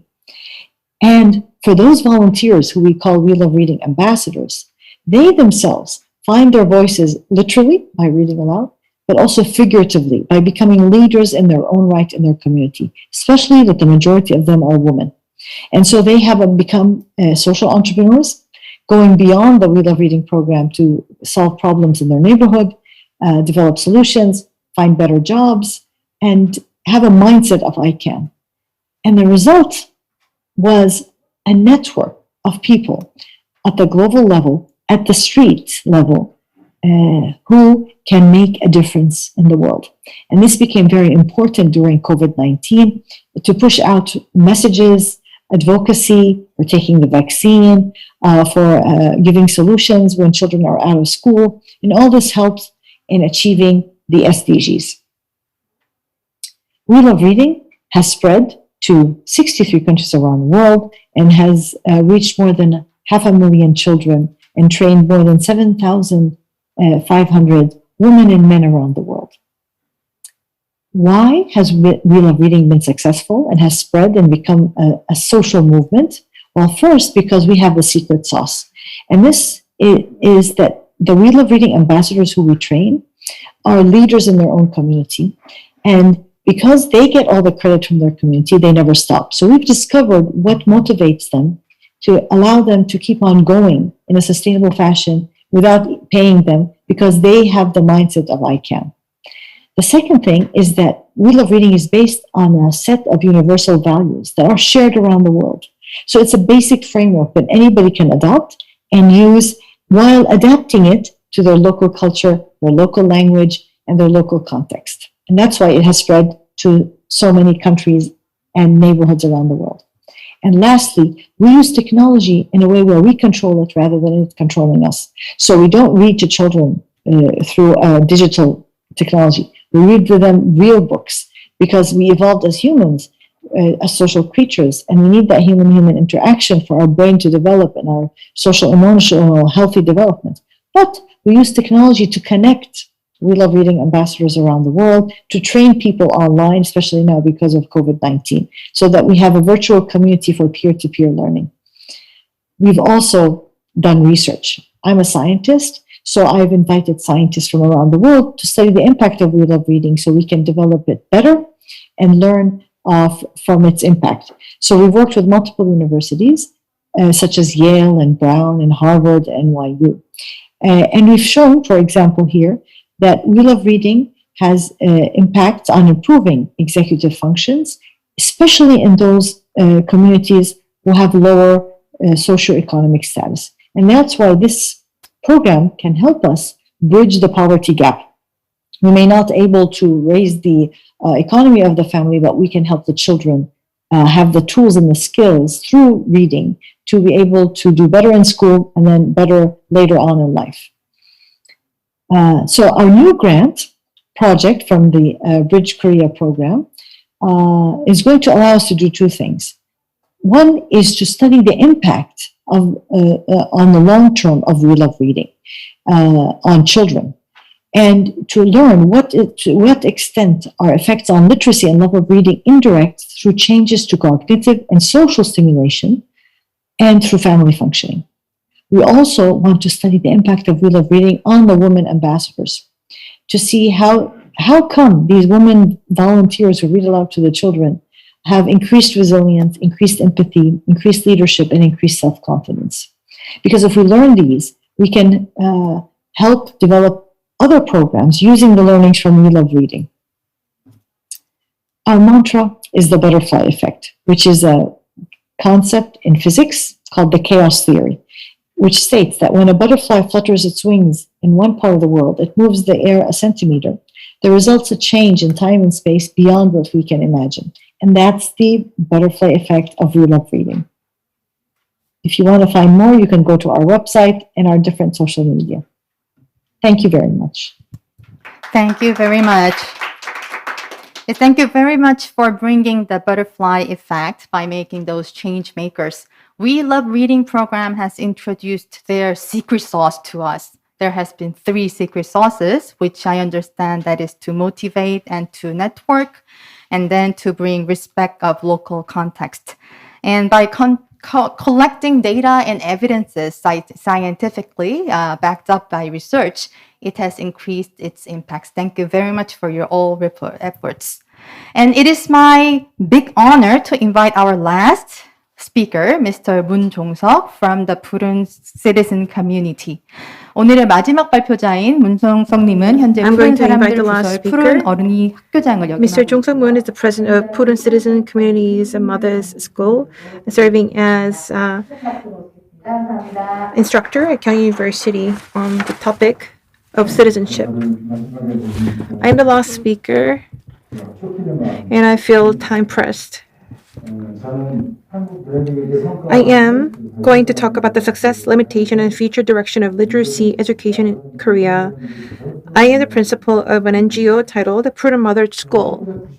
In 1994,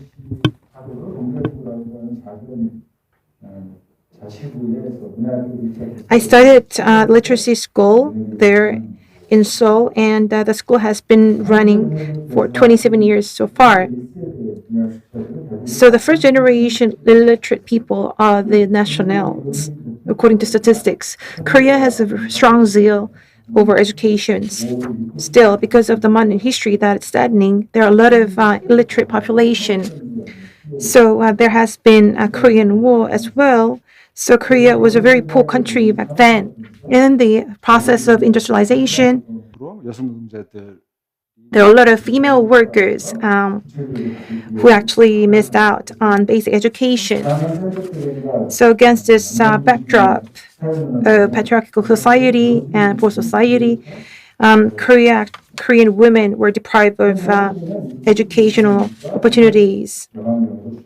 So there's about 2 million people that cannot read or write. It's like 5% of the total population, but if you look into details, you can see that women in their 60s and older are taking up 50%. 여성의 경우의 통계를 So if you narrow it down a little bit more, about 50% actually cannot read or write, women in their 60s and older.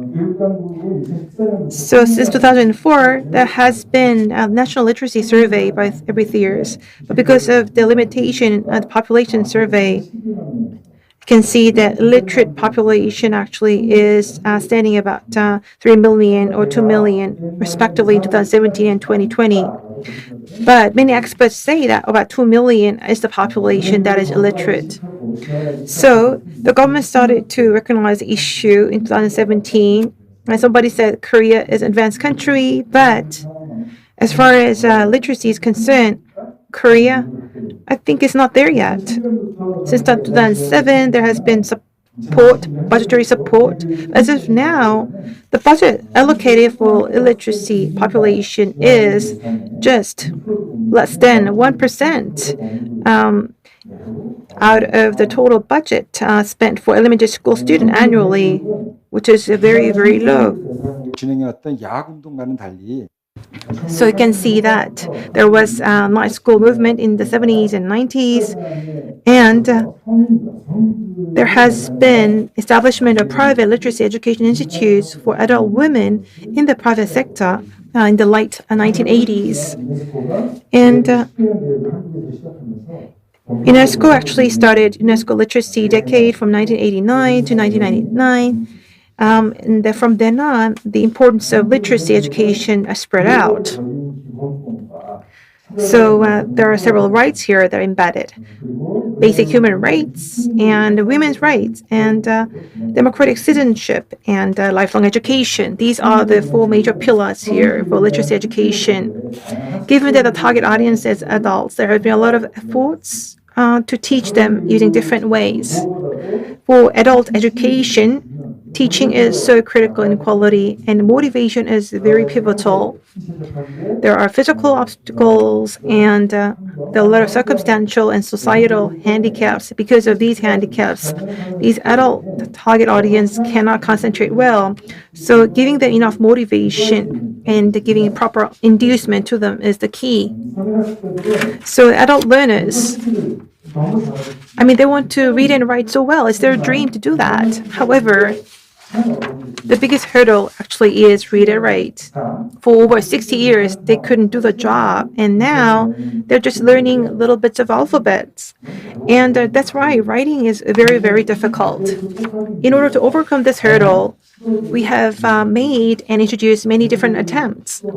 One classic example is that they might have some embarrassment, for failure to learn and write, because especially in Korea, the education zeal is so strong. And sometimes they would feel that it's their fault that they didn't learn that properly. However, they've never spoken out, especially to their family, how their life has been like, and so forth. So their hidden stories, actually, they are to write down and have them published as autobiographs. So it might be the story that is deeply embedded in their hearts. So being able to write down their hidden pains actually has been very much healing for them. So when I first thought about literacy education, I just had a very vague idea how it would be led to healing their mind. But through this writing exercise, they actually were encouraged to write down their inner thoughts, which actually gave them even further joy than just speaking about it. So it might be published in the form of books each year, And we also have the ceremony chair inviting their family members as well. But, there are a lot of tears and weeping because the family members actually, are there to hear their mother's story for the first time in their life, which is heartbreaking and impressive at the same time. And it's a great opportunity for them to respect their mother as a new angle. And also, they are to do some short writing. And the short writing or poetry, if you look into detail, it really has the features of a poem. So we call it really poetry. And we also try to give them the time to recite them and also encourage them to give some pictures next to it and have some exhibition and promote such exhibitions and recital. And we started it in our school at first, but it is something that has been spread out nationwide. So all the participating illiterate people, who are not illiterate anymore, are participating in the recital practice and has been strongly spotlighted by the public. So the poetry collections are published each year as well. So the act of writing poetry, you might think that it's something that is just the level of a student, but thinking about the history and being able to write a poetry itself actually is very heart-touching. In some cases, some learners have published a second collection, and it even got the press coverage, and there might be the third poetry book to be released in the near future, which is very impressive. Not just that. Not just their stories to be published. Their stories actually are prepared in the form of theater, and they're prepared for such performances and shows so that they can actually introduce their lives to their peers, who used to live very shadowy, very oppressed life throughout their life. And also they sometimes learn how to use the mobile phone, which is not that easy for these elderly.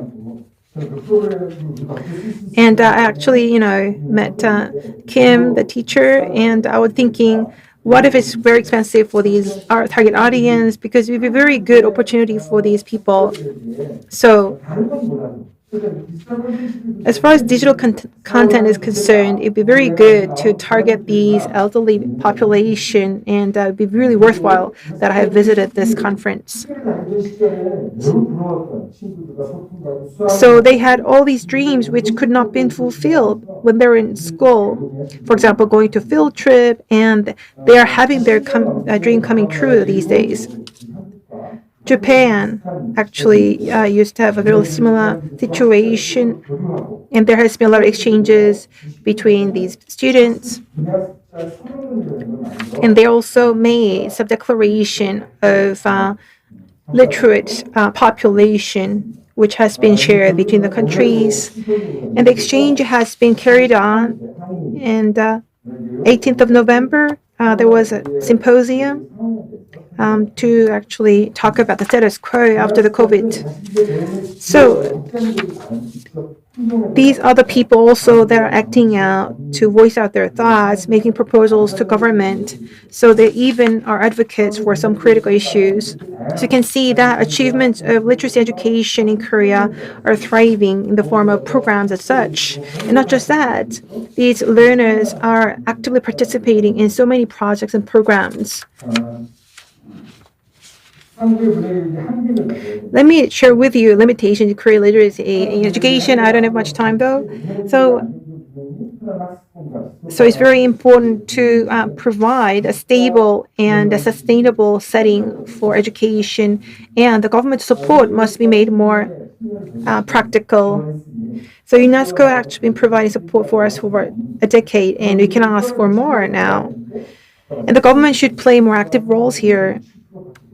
But the budget as of now is like 0.67% compared to the budget allocated to the elementary school students.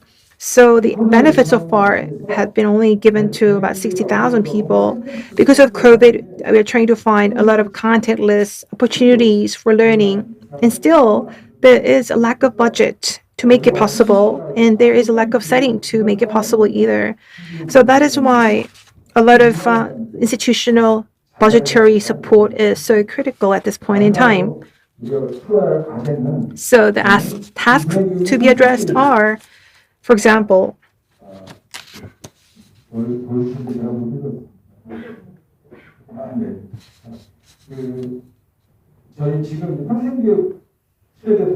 so it is now in the track of lifelong education, but is more regarded as optional education.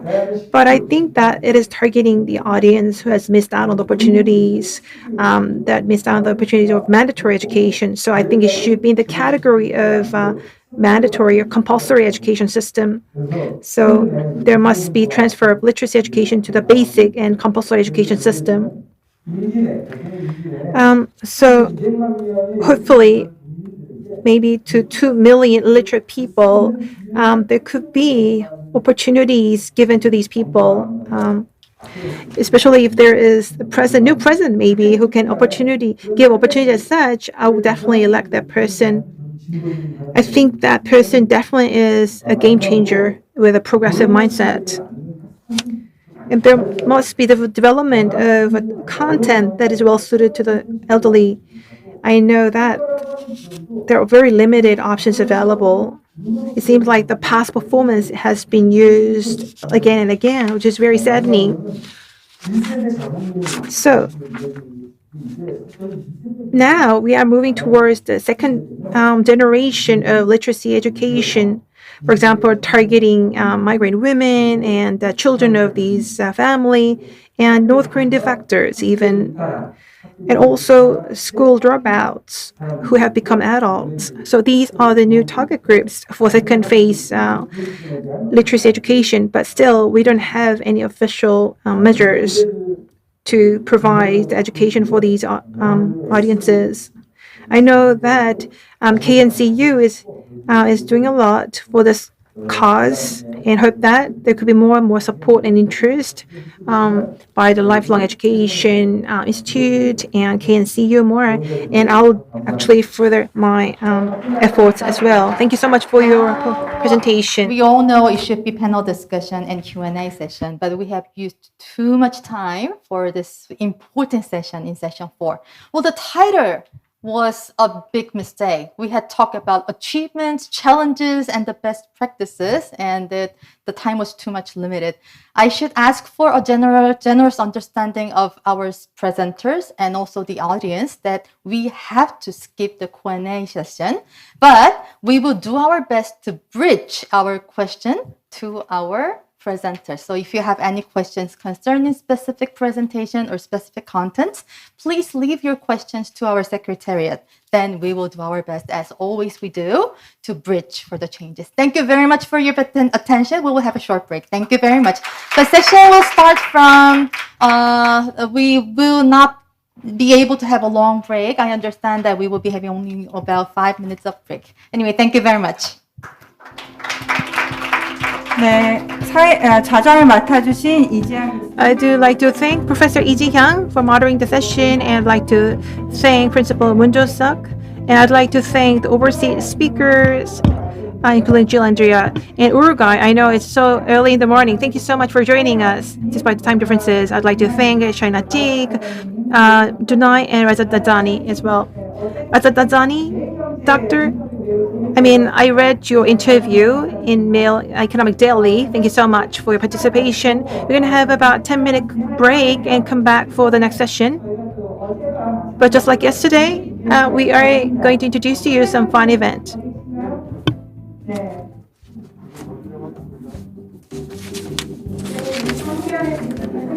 So I am Sundai from KNCU. During the break, I'm going to do a quiz event. So the session 4 is over. I'd like to ask you a question. Which country did Shaheen Attiq just give a presentation in session 4 currently access? What is the country's name? If you know the answer, you can actually use a QR code on the screen in submitting your answer with your contact number and name. So we're going to give the USB type humidifiers to the first 8 people. Thank you for your participation.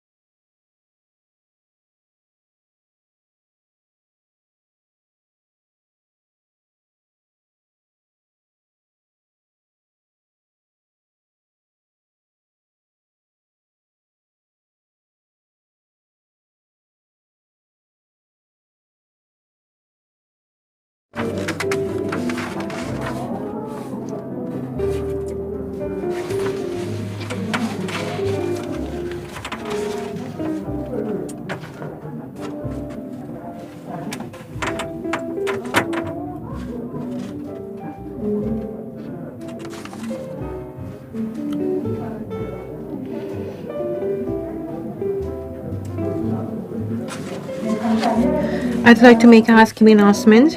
The session will begin shortly. So for those of you who are in the hall, please take your seat. Thank you.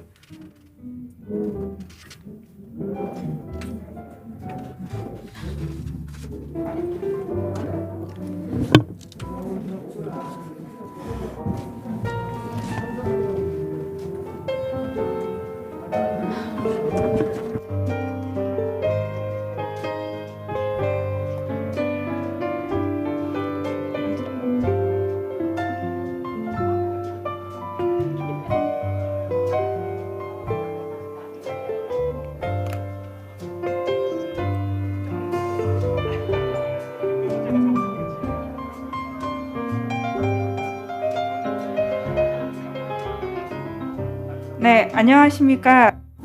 Good afternoon.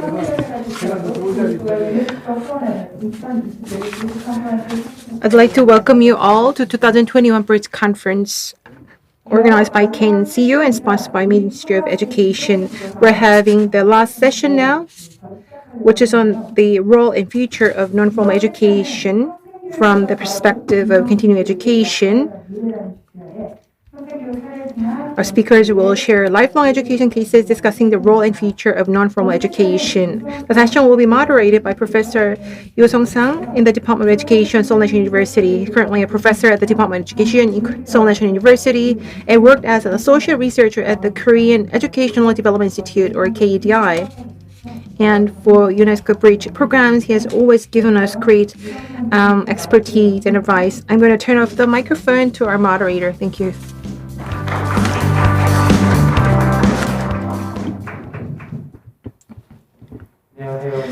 Good afternoon. I am Sungsang, professor at the Department of Education in Seoul National University. Nice to meet you all today. Thank you so much for inviting me to the Bridge Conference. So the session I'll be moderating is the last session of the conference.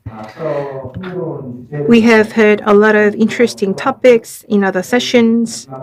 And in the last session, on day 2, hopefully we could have a lot of insightful discussions, especially the role of future of non-formal education from the perspective of continuing education in a very free-spirited manner.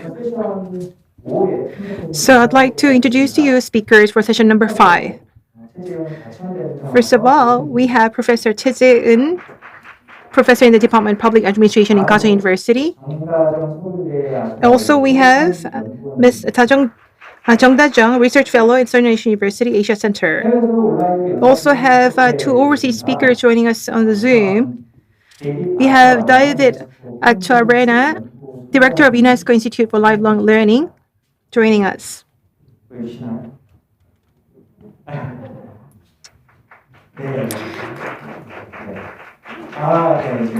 Yes, he's been connecting us. And we have Ms. Wangchuk Beduha, Chief Program Officer of Bhutan National Commission for UNESCO, joining us. Welcome. Nice to meet you.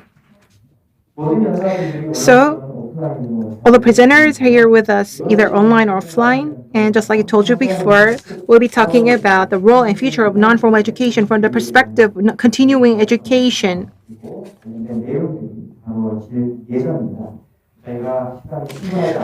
Because we do not have enough time, we'll move on to presentations. I'm going to invite the first speaker, and the speaker is joining us online. So he is none other than the director of UNESCO Institute for Lifelong Learning, Dr. David Atchoarena. Dr. Atchoarena, before coming to UNESCO UIL, worked at the IREP as the head, and he has expertise in the training and expertise support program. So, David. So, doctor, are you ready? You hear me? Can you hear Yes, good afternoon. Can you hear me? Okay, I hear you very well. Thank you so much for attending this conference. Can I ask you a presentation? Yes, I am actually sharing my screen. Can you see it? Yes, please. Go ahead. You can see my screen. Yes. Okay, excellent. Thank you. Good afternoon to all. It's my pleasure to be part of this bridge conference. I've been invited to speak on the role of non-formal and formal education in the context of lifelong learning, and I will focus specifically on the growing role of non-formal education for lifelong learning. I will try to explain how current developments are actually giving more space to non-formal education as a vehicle to promote lifelong learning.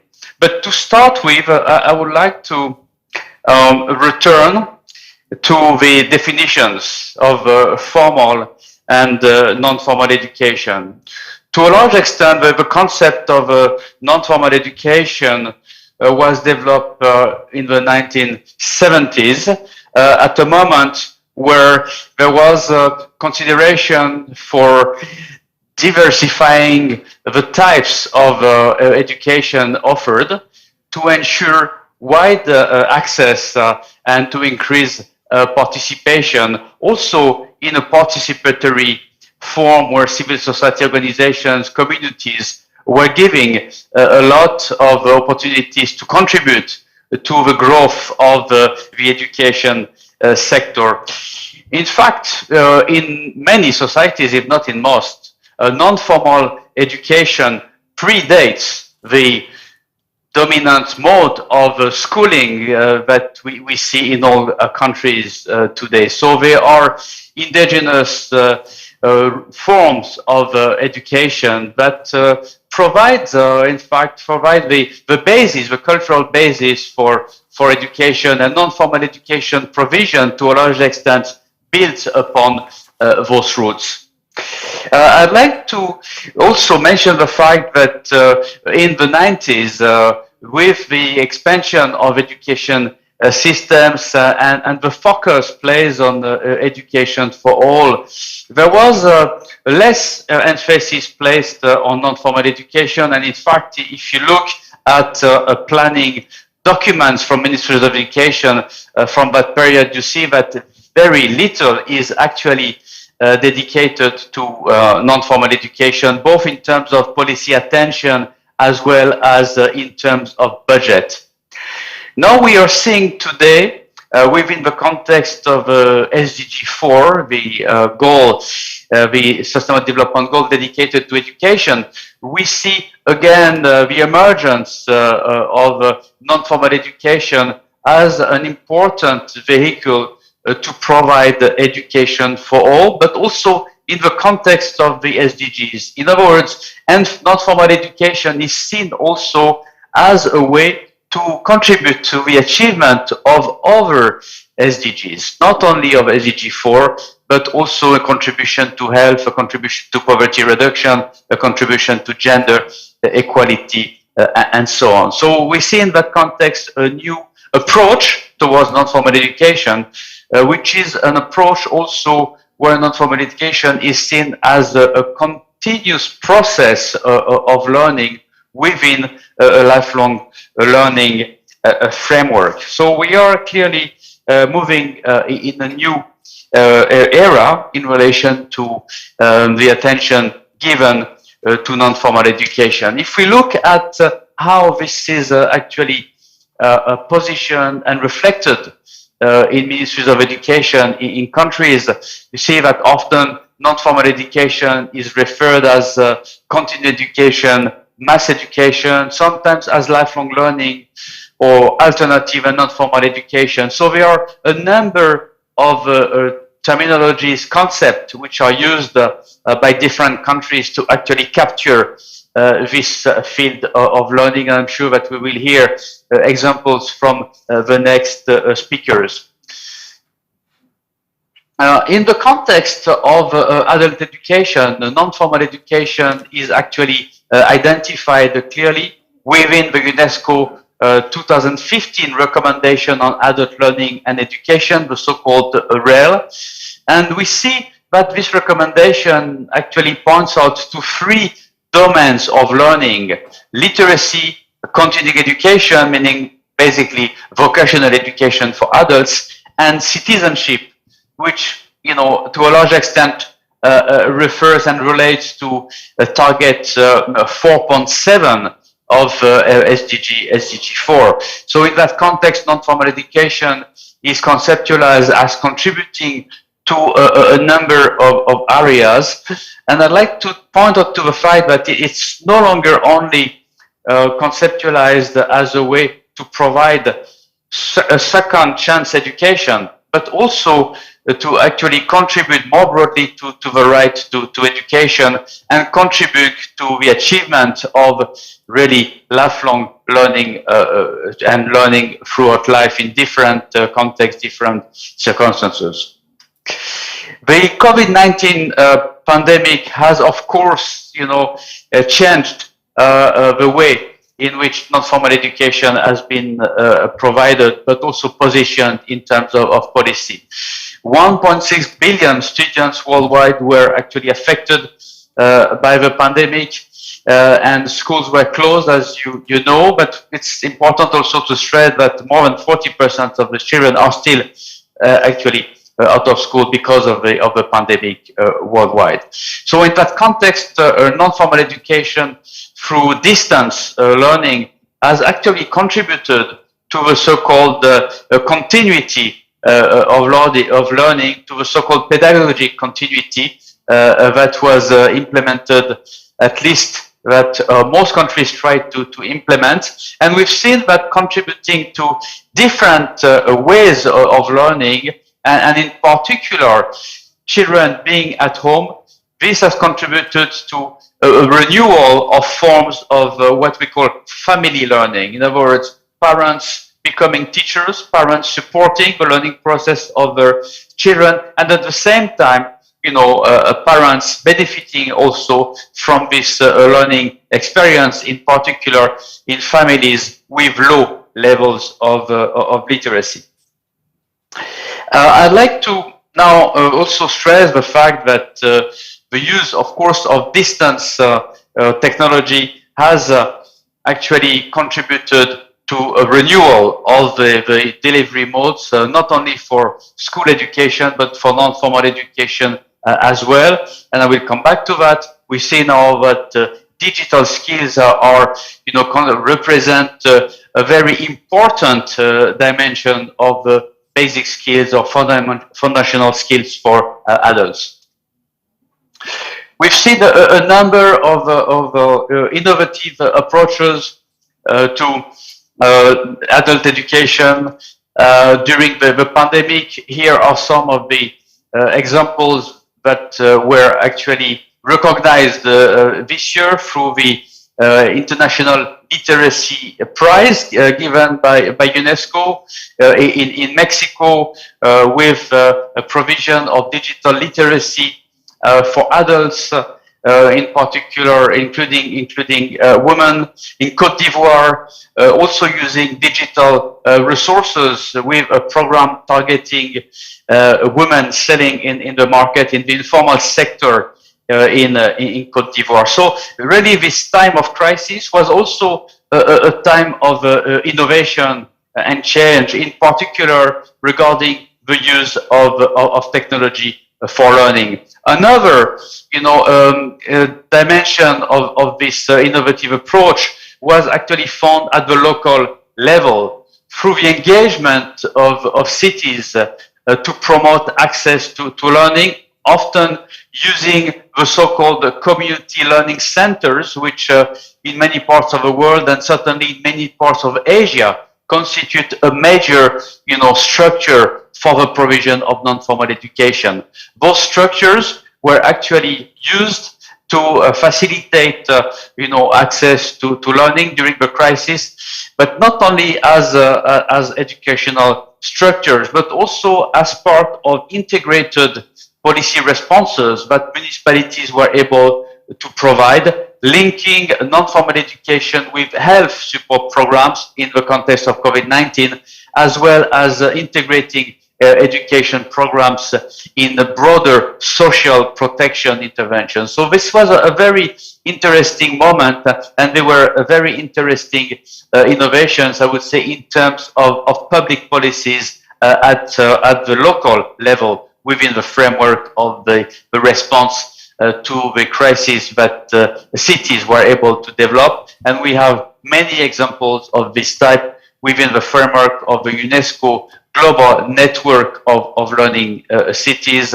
and many cities in Asia, in particular, many cities in Korea are actually active members of this network. So when we speak about lifelong learning at UNESCO, it's important to stress that we don't mean non-formal education only. Lifelong learning for us is really a holistic concept. It's a concept to conceptualize the different forms and types of learning, starting from the early age with early childhood development, and continuing until the provision of learning opportunities to senior citizens. So it's really conceptualizing education as a continued, a process, as really a framework where it's not the division according to cycles which matters, but really it's the itinerary of learners throughout life. So this is something that is to be stressed, this holistic vision, and in that context, of course, the development of new tools with technology constitute an important development. To some extent, one could say that moving to the digital era is also a movement towards new opportunities to actually make lifelong learning opportunity a reality.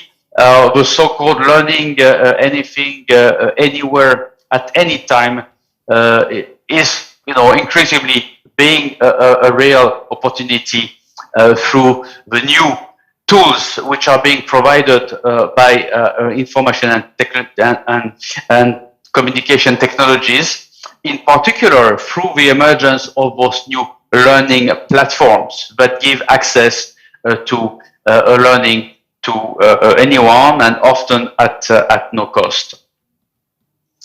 But of course, this requires some changes in the way the education sector operates, and in particular when it comes to credentials, to recognition of learning. We know that in many systems still today, non-formal education is not always recognized. So there are a number of improvements that need to be made, and the rise of new forms of accreditation, in particular, micro credentials, provide new opportunities to do this.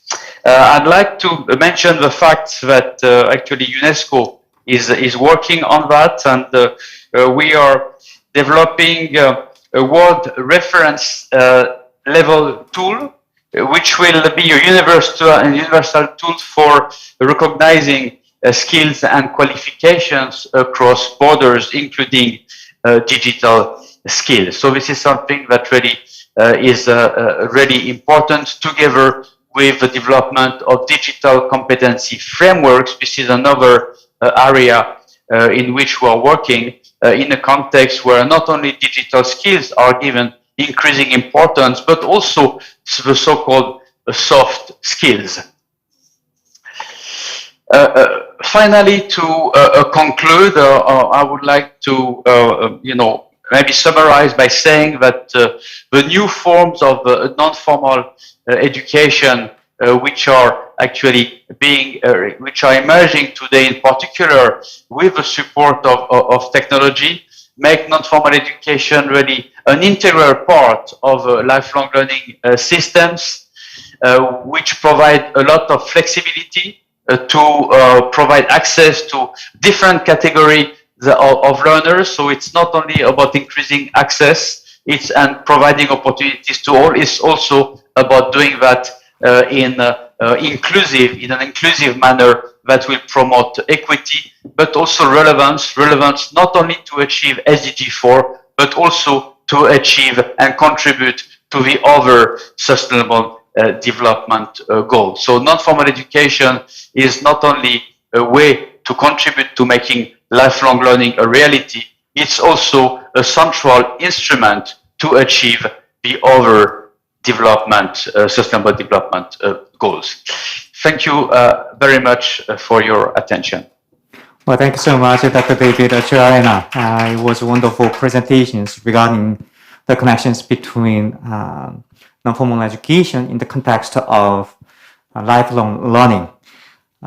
You presented very succinct points about the significance of non-formal education, particularly in the pandemic. 제가 영어하고 한국어를 왔다 갔다 해야 될 것 같아요.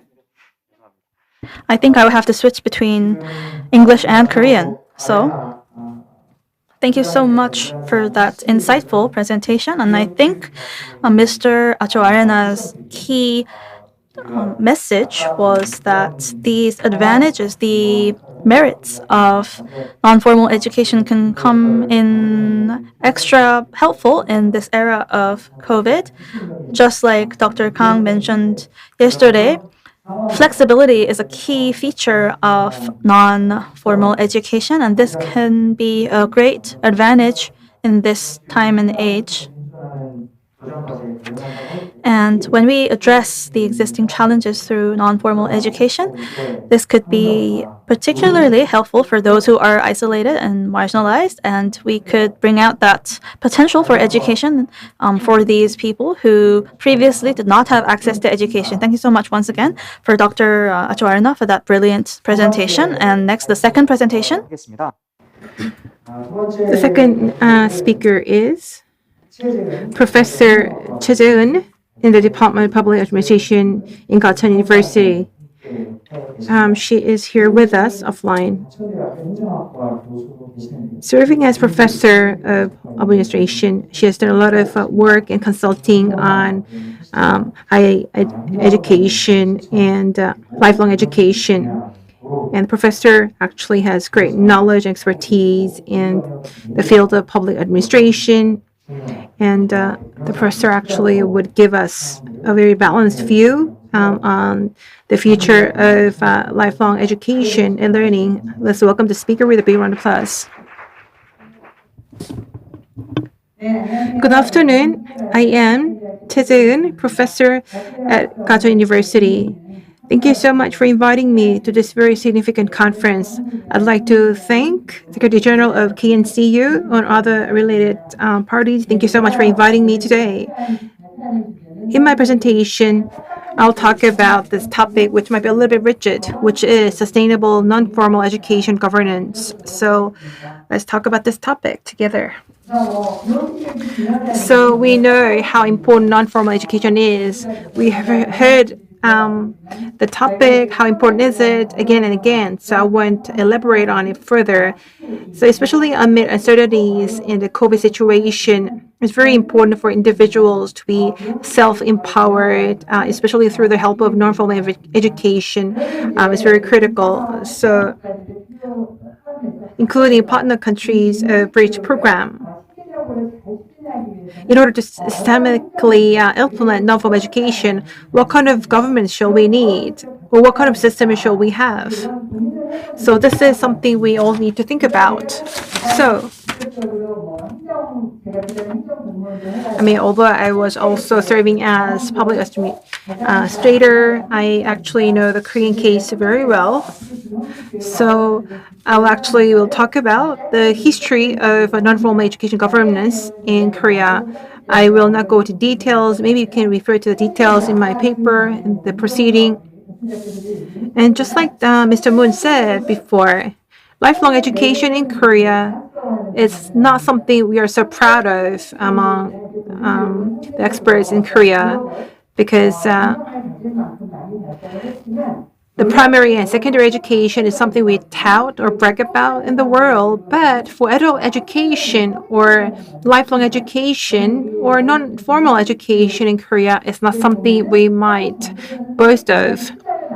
I mean, it's not something the government has invested a lot so far. So I'm not here to share best practices of Korea. I'd like to share with you some of the efforts carried on by the civic organizations and lifelong practitioners and local governments in trying to make it better, the roles of non-formal education governance, which actually led to this much of performance of non-formal education. So in Korea, NFE actually has been subjected to related legal framework. In 1980, we had the legal basis for lifelong education outlined in the Constitution of Korea. So one of the articles says the state shall promote lifelong education.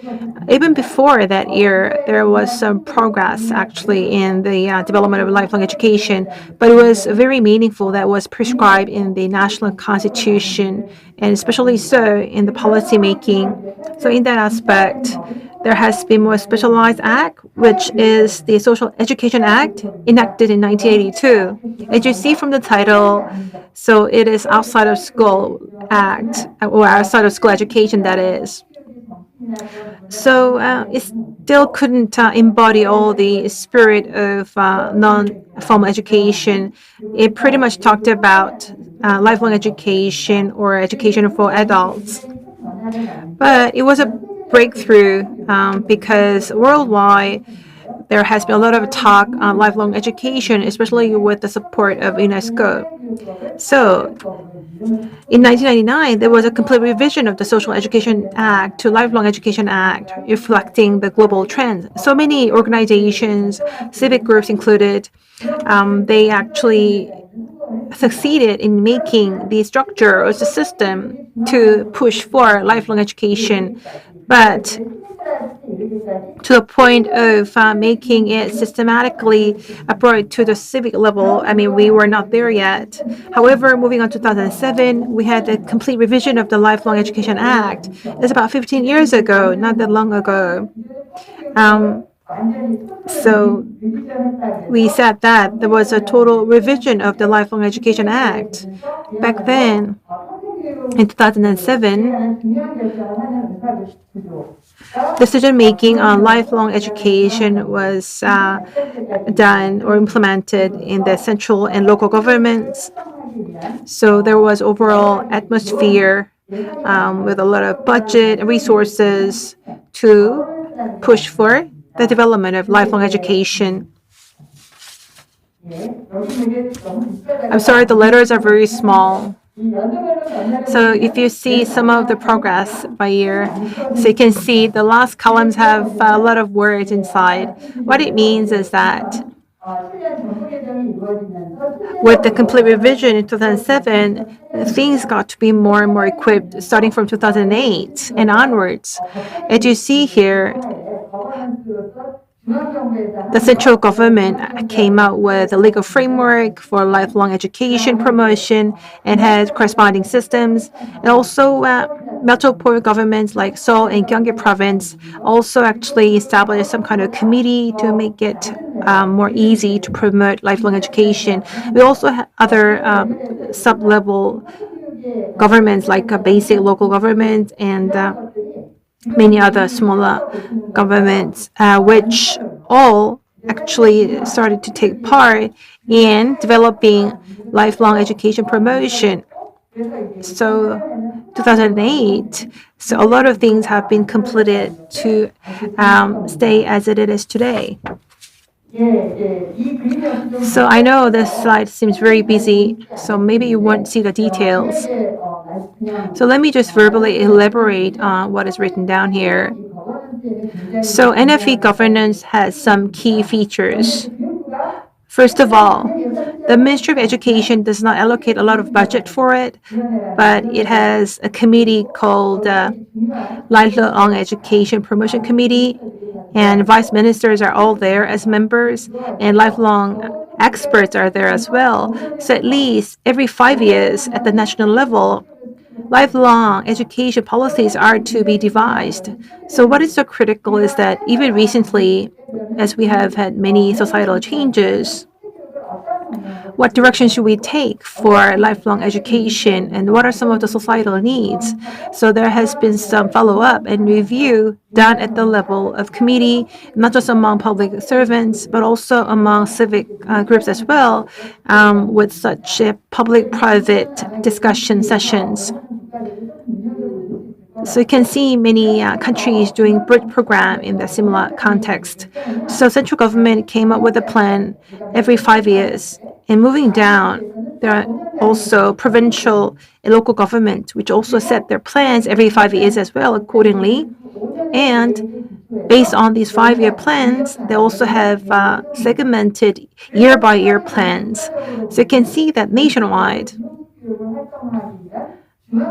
the central government's system for the governance of NFE is well established. That is really critical because before this, the decision making for continuing education was only at the discretion of the Ministry of Education, which is an overarching body for education, and then it came down into the city or regional or district offices. But the problem of that structure is that they focus just on school education or primary or secondary education without making a lot of investment in NFE. But as I told you before, in 2007, there was a revision of the Lifelong Education Act, and the biggest efforts could be found in the fact that the citizens actually could be the target audience, and also with the involvement of local governments. And Seoul is a very well-known city, by the way, but within Seoul, there is also Seoul Lifelong Education Pursuit Committee, and within the committee, they do not just push for policy making, there is also a budget allocated for their tasks. So as I said at the very beginning, the Ministry of Education,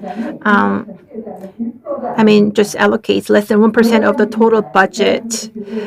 I know that Korea is a country investing a lot in education. Still, such a small portion is invested in NFE.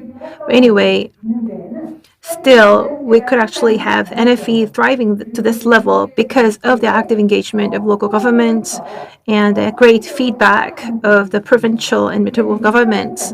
So what I'd like to tell you in this slide is that having proper governance is the key. If we just focus on NFE governance with the school education logic only, we probably would not be able to have this much of achievement so far. Of course, there is a lot of improvement to be made in the extension of support by the local governments, and still there is no legal framework to make proper official investment in NFE. Even if local governments want to make a lot of investment in NFE, they have a lot of limitations to do that at this point. So that is why Ministry of Education and the relevant parties with the local governments have not met the fine-tuning point yet. But through the revision of the Lifelong Education Act, the local governments now can have more structural leeway to take part in NFE development, which is very significant and meaningful. And there's another feature here in NFE governance. So in order for the government-led policies to be well implemented, we have an institution called National Institute for Lifelong Education, NILL, that is. So we have that at the national level and also at the level of local governments. Also, you need to have institution for lifelong education. And Seoul City also has Lifelong Education Promotion Institute. They are to provide excellent content and policy support and project support, which is contributing a lot to increasing the quality of lifelong education. This slide talks about some of the attributes of NFE governance, and this is something that I just talked about. As a summary, there are two levels, national level and regional levels. So there's this governance acting in place at these two levels. As I told you before, in making critical decisions, not just public officials, not just the public, not just the private entities take part.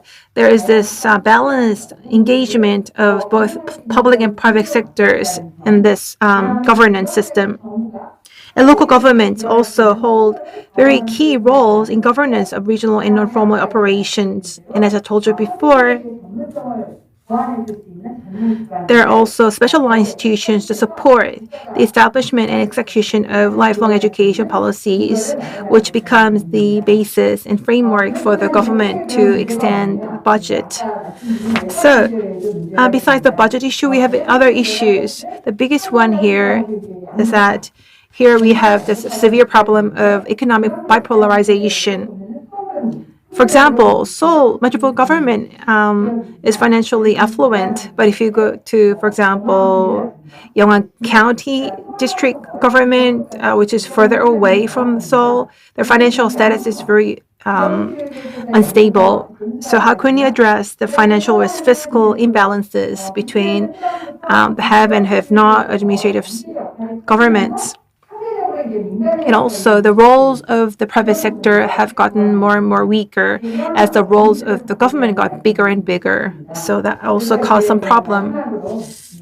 In my last point, I'll talk about some of the implications for partner companies of the bridge program. I know that you are working a lot to boost NFE in your countries. So let me be brief here. It's important to have a support system at the national level for NFE. Whether you can make it within the Ministry of Education, which I think is the ideal scenario, though. And also, not just the public officials, but also practitioners, experts could participate in the decision-making process. Second, in order for the continuum of NFE, funding issues must be well addressed, and expertise of policies and sustainability of policies are to be guaranteed with the establishment of specialized institutions. For example, we have National Institute for Lifelong Education, which is well known in the global scale. So you can benchmark such institutions. Or maybe you can have institutions within the existing institutions. And also, if you do not have any legal framework for establishing and operating NFE governance, maybe having the legal basis is the first step to go forward. Thank you so much for listening. Thank you.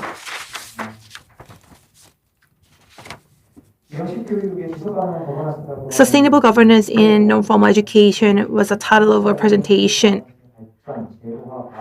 So the process of NFE history in Korea has been examined by the speaker, and the implications and limitations thereof were discussed, which actually reflected in the implications for partner countries for bridge program, and also giving some suggestion for them to take, and having proper decision-making process and having allocation of budget by establishing some specialized institution, then that was the final note she gave us. As far as NFE is concerned, because I have a social science approach, I mean, when I hear that we need to do this or that, I do totally agree with it, and then always think why we cannot do it or why we have some hurdles. I know that there are a lot of discussions going on in many parts of the world, but what are some of the very tangible drivers? We need to think about these in order to find some alignment in between. And in that aspect, maybe you can get some very practical insights from what Professor Choi has mentioned. Thank you so much. 세 번째. With that, I would like to invite the third speaker. The third speaker is Wangchuk Bit-ha, Chief Program Officer at the Bhutan National Commission for UNESCO. She's going to talk about promoting lifelong learning through capacity building. So, hello. Do you hear me? Hello? Do you hear me? Oh. The floor is yours. Thank you so much. I can hear you. Okay. Well, you're supposed to present the presentation titled as Promoting Lifelong Learning Through Skills Development. The floor is yours. Would you start? Thank you. Yes, please. Thank you. Greetings from Bhutan. Honorable Secretary General, Korean National Commission for UNESCO, distinguished moderators, speakers, panelists, guests, both online and offline, of Ministry of Education, Royal Government of Bhutan, express immense gratitude to Secretary General and KNC office for the continued support extended to Bhutan to enhance adult literacy and skills development. To speak at an important international conference. Thank you for that. I'll be talking about promoting lifelong learning through skills development, which has been enhanced with support from Korean National Commission for UNESCO. To briefly mention about my country is located between two giant neighbors, China and India, and we are mostly mountainous and heavily forested. We are a small population of less than 1 million, including non-Bhutanese living in Bhutan. We are largely based on agriculture, tourism, and hydropower, and gross national happiness is the development philosophy, trying to bring in balance between economy and well-being of the people. To briefly mention about the education system in 50s, education and modern education was in 1955 by our third king, who is also known as the father of modern education. And the education system or the structure has primary education, basic, higher education, tertiary, and vocational education. And like any other country, Bhutan also accords the highest priority to education. And the ministry is reform under the GRI.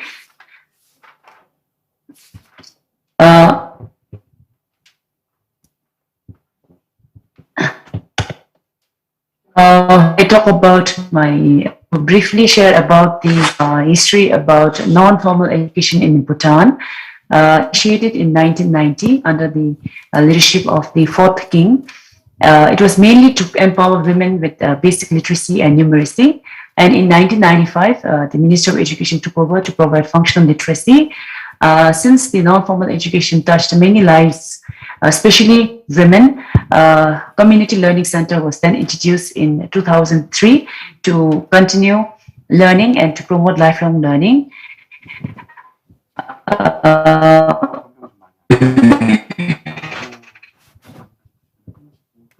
And the non-formal education is literacy, promote our and also provide a way to skills.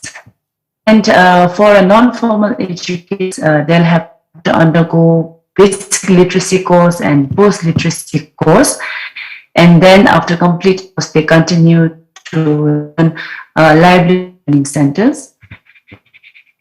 And just to give an overview, the number of we have in the country, around 482 non-formal education centers in the country, of 500 instructors and 5,400 learners. To give an overview of the community learning centers, we have 26 centers across, and there are 30 instructors and 385 learners currently.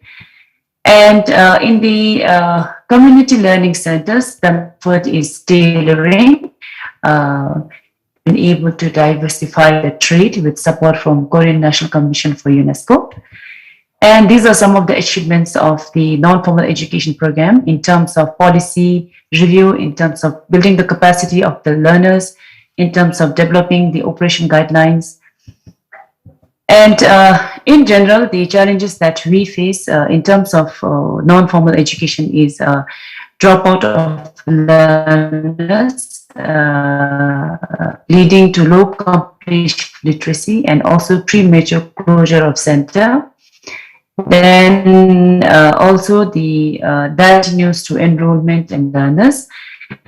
The other challenge that we face is the temporary teachers. Anytime they get a leave their job, and since so accessibility to unreached population is one of the adult literacy data. As per the 2000 census, 66 points still literacy. However, the targets by end of 2024 is 70%. And as we were working on the 12 funds and programs for 12 5-year plan, to join the proposal under the UNESCO National Commission for Partnership comes in. However, the support from Korea has been there since 2015. And in this 5-year project, we are focusing to enhance adult literacy and skills development. And under the 5-year project, the main focus of the project is to develop and implement non-formal education management information system so that we get a reliable data of the centers and the learners, which will help in evidence-based decision in planning programs for the non-formal education. Then the other one is to establish new community learning centers. As per our 12 5-year plan, we are targeted to set 10 CLCs. So every year we plan to establish 2 CLCs. We already have existing CLCs where there will be supply of equipment and learning materials. At the same time, we also intend to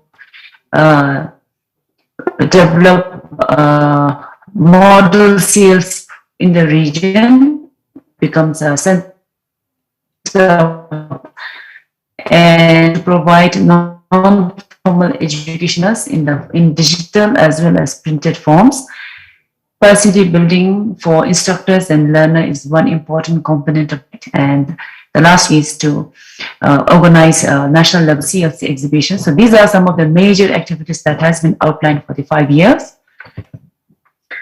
And to talk about the implementation of the 2020 Bridge Bhutan project, we developed the non-formal education management information system, because currently the data is being collected manually, which is tedious, time-consuming, and does not provide reliable data.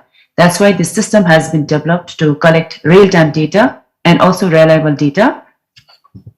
Then, like I said earlier, we intend to establish 10 CLCs in 5 years, as planned out in our 12 5-year plan and as well as in the project. So every year we have targeted to establish 2 new CLCs. So this is what you see for what we have done last year. So one is in Banbang, that is in the central region. The other one is in the southern region of the country. Then the other one is we already have existing CLCs, which has been established with support from government and as well as from other donor agencies. So this CLCs require teaching learning resources so that that instructors can teach the learners on the trade that is being offered at the centers.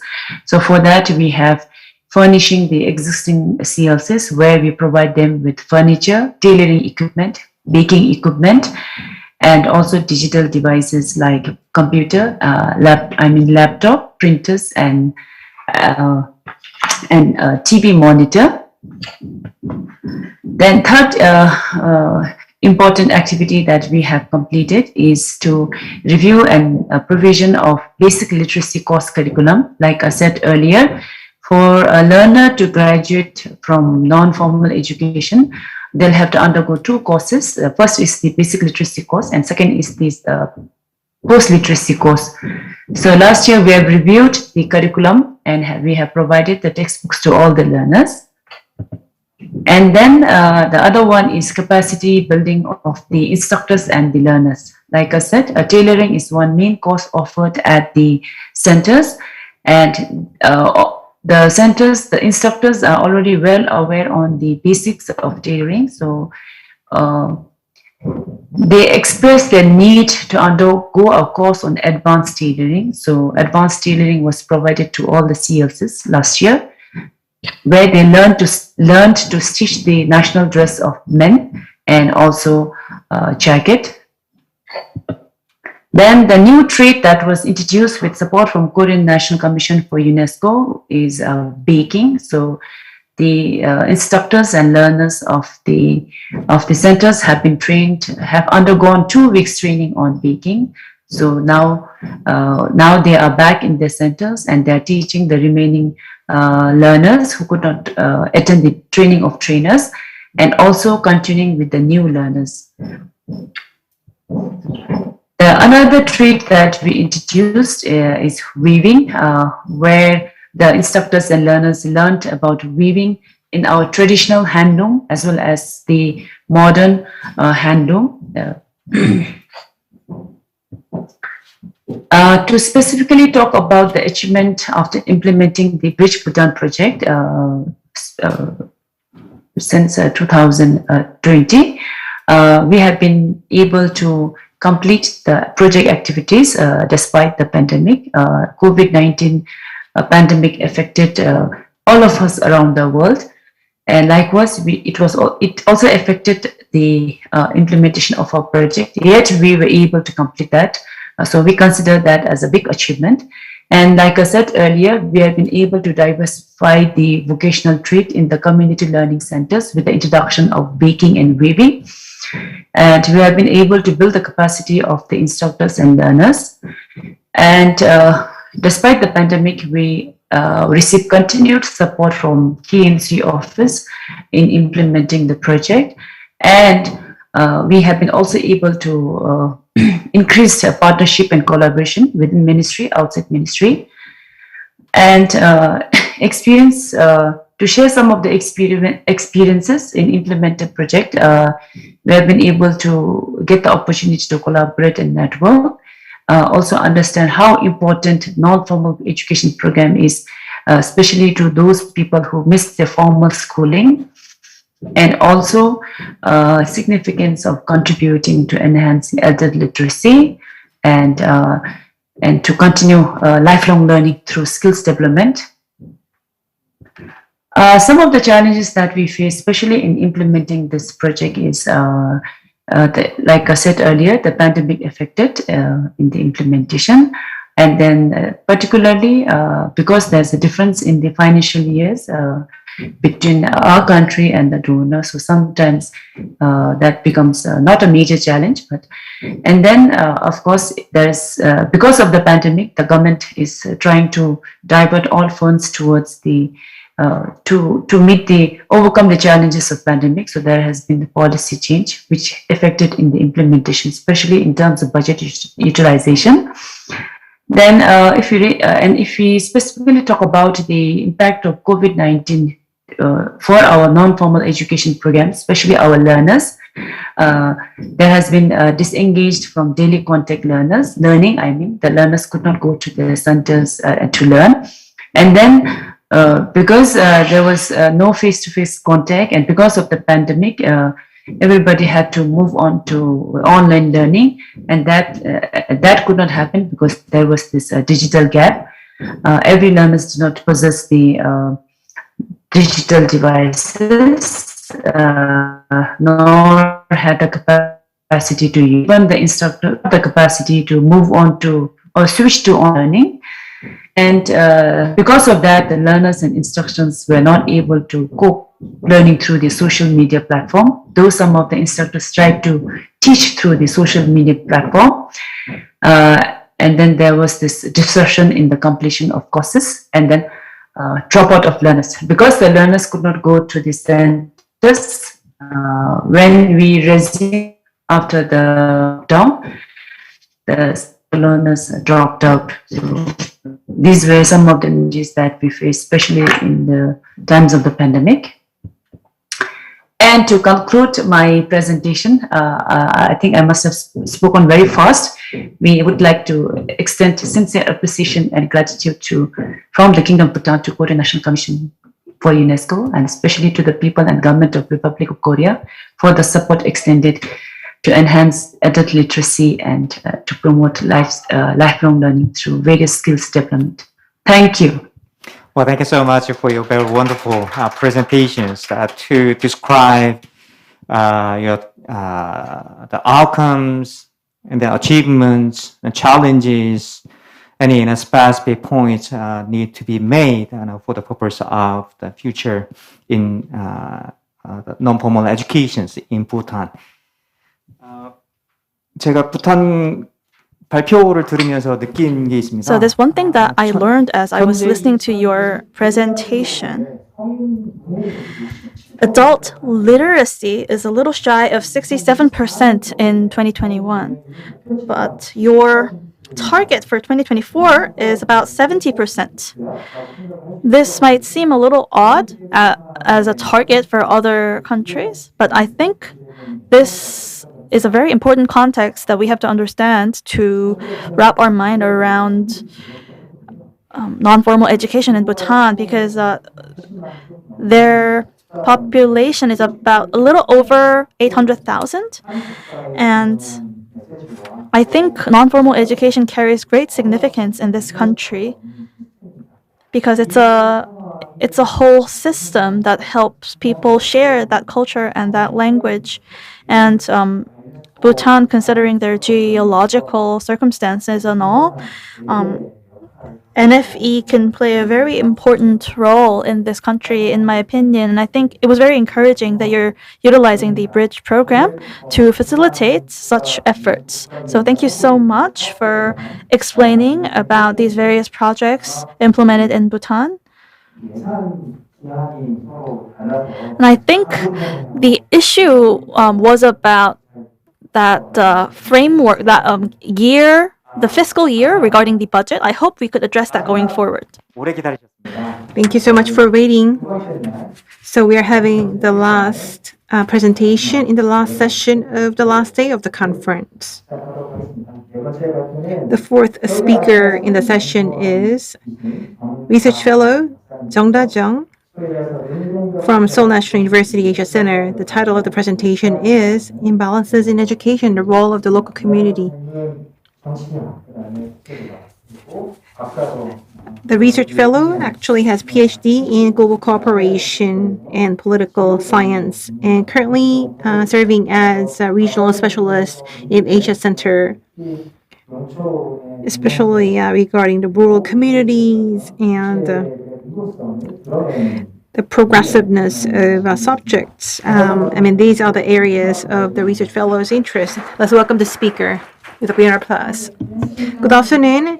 I am Jeong Da-jung, Research Fellow at Seoul National University Asia Center. So I'm the last speaker for Bridge Conference. It's a great honor for me to be a speaker in this great conference. I know that there are different stakeholders of NFE, and in particular, I will talk about the roles of communities as a research.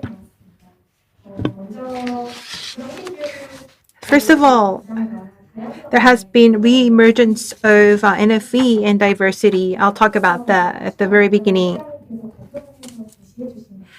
Just like Dr. Atchoarena said, NFE actually has started with the spread of discussions on formal education in the global scale, but still it could not get the spotlight as needed. But moving on to late 2000s, UNESCO and international organizations have talked about it, and major education journals further shedding a light on NFE. And there are three factors here. First of all, growing emphasis on lifelong learning beyond lifelong education, which led to great interest in formal, informal, and non-formal learning. Second, Governments around the world became more interested in alternative forms of education systems to meet diverse demands of complex and increasingly changing societies. Third, there was a growing realization that international development goals underpinned by SDGs could not be achieved through formal education alone. The roles of NFE related to multiple fields have become very big. Just like many other speakers have said, there is no a single standardized model because of diversity within. For example, there are many issues. For example, out-of-school children, illiterate adults, refugees, and migrant adolescents. And NFE responds flexibly to growing learning demands and learners' needs that formal education cannot easily support. Society is evolving at an unprecedented rate, and COVID-19 has prompted conversations around the roles of NFE again. While many schools in the world are closing, NFE is proving its potential to complement and produce synergy effects with formal education. At the same time, the roles of local communities, which have been overlooked in formal education, are being examined again. So this is on non-formal education and community. NFE is facing both crises and opportunities amid the transmission of COVID-19. In terms of crisis, the government and private-led NFE sector is experiencing numerous challenges due to economic slowdown, which resulted to budget cuts, temporary closure of facilities, and unstable employment status of educators. For example, in Cambodia, CLC gradually expanded a lot, but due to the COVID-19 outbreak, it slashed many staff and resources. COVID-19 has also prompted a new perspective about the roles of NFE, which were previously thought to be outside the formal education. In fact, education has occurred outside of school in various respects, and many children, adolescents have learned communication, empathy, life skills at home, and there's more and more spotlight on the NFE being learner-oriented and present-time focused. It is important to note that NFE not only responds to learners' needs and improves learning gaps and complements formal education, as you see in the following diagram.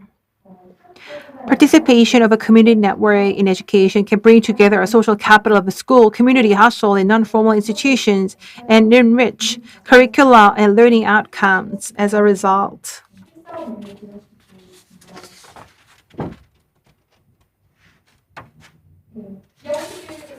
In non-formal education, I'll talk more about the community's roles. They play crucial roles, and they can drive practical outcomes of sustainable development in NFE with characteristics of diverse participants. As I said, community-based education leverages its social capital and enables participants, including future generations, to respond to fast-evolving global challenges in a practical manner. And also, it contributes to learners' sustainable improvement by acquiring new knowledge and technology driven by the community. Above all, it is when a community is at the heart of NFE that participants can redefine, reassess, and advance local indigenous knowledge. So, communities previously considered a subject or the beneficiary in international development cooperation projects can become an active player as NFE is planned and executed with the community at its core.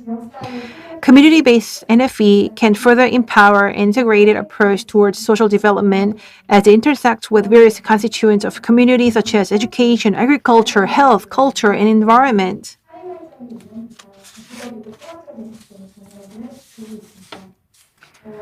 So below are two real-world cases of community-based non-formal education demonstrating communities' roles and contributions to sustainable development. The first case is a Metha community in the Mae-on subdistrict, Chiang Mai, Thailand. And the second case is Hongdong village in Hongseong-gun in South Chungcheong province in Korea. First, I'll talk about the Meta community. This community in Chiang Mai has practiced sustainable farming for about 20 years. And not just that, it has served as open learning spaces. Instead of being independent and secluded, Meta community has established collaborative relationship with the local government and NGOs and urban consumers in designing education models for sustainable development. So through Facebook page, you can check out the detailed activities of Meta community, and you can see that the community is actively engaged in the activities with other communities around the world, including Korea. So actually, there is this NGO called GreenNet, which played a significant role in the community's early transition to organic agricultural practice. And about 100 households have adopted this technique to carry on sustainable agricultural practice.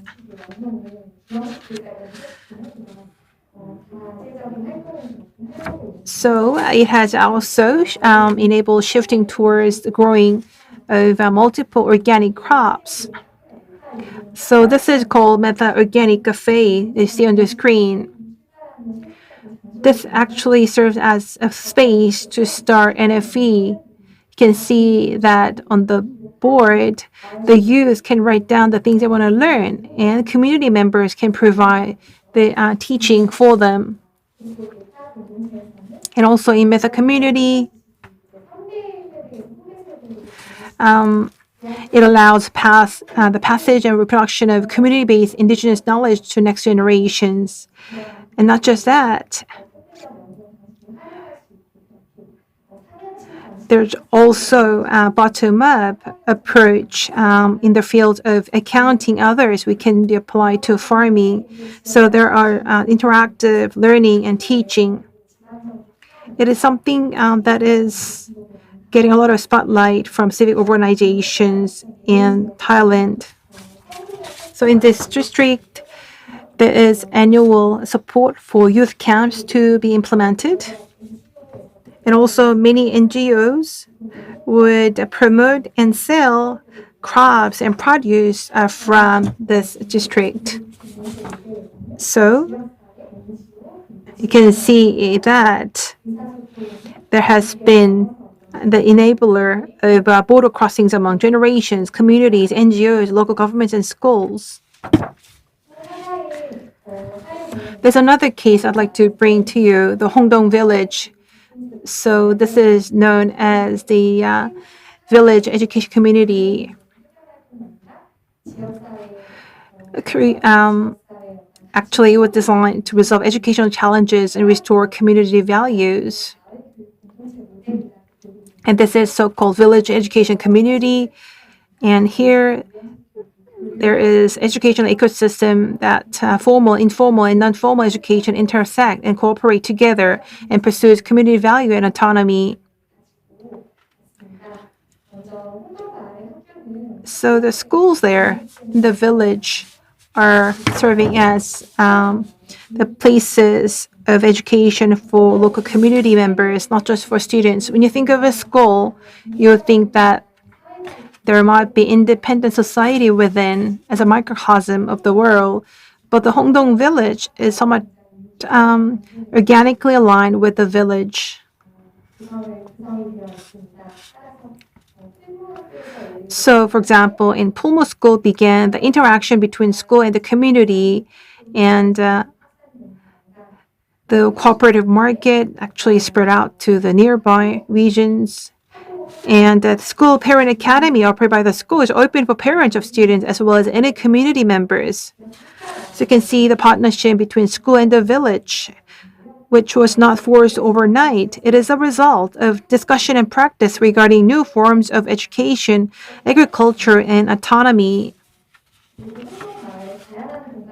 In many spaces of Hongdong village, there's also the NFE taking place.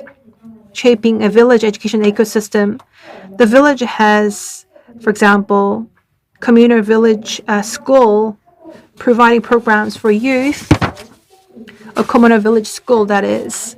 And not just that,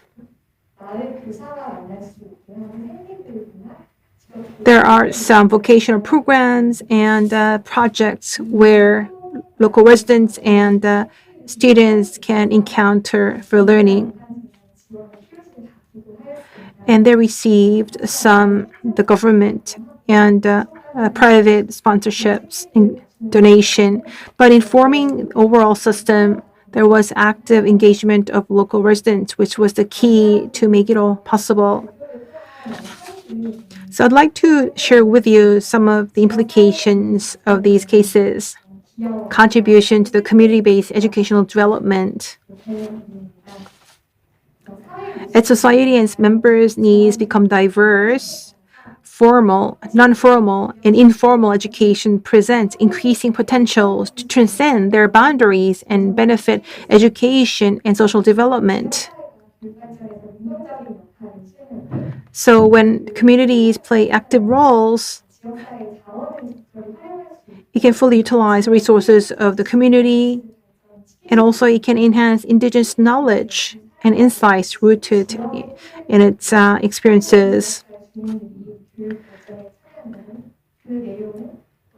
So we can see that there has been interaction active with formal education and boundary crossing, which is very crucial.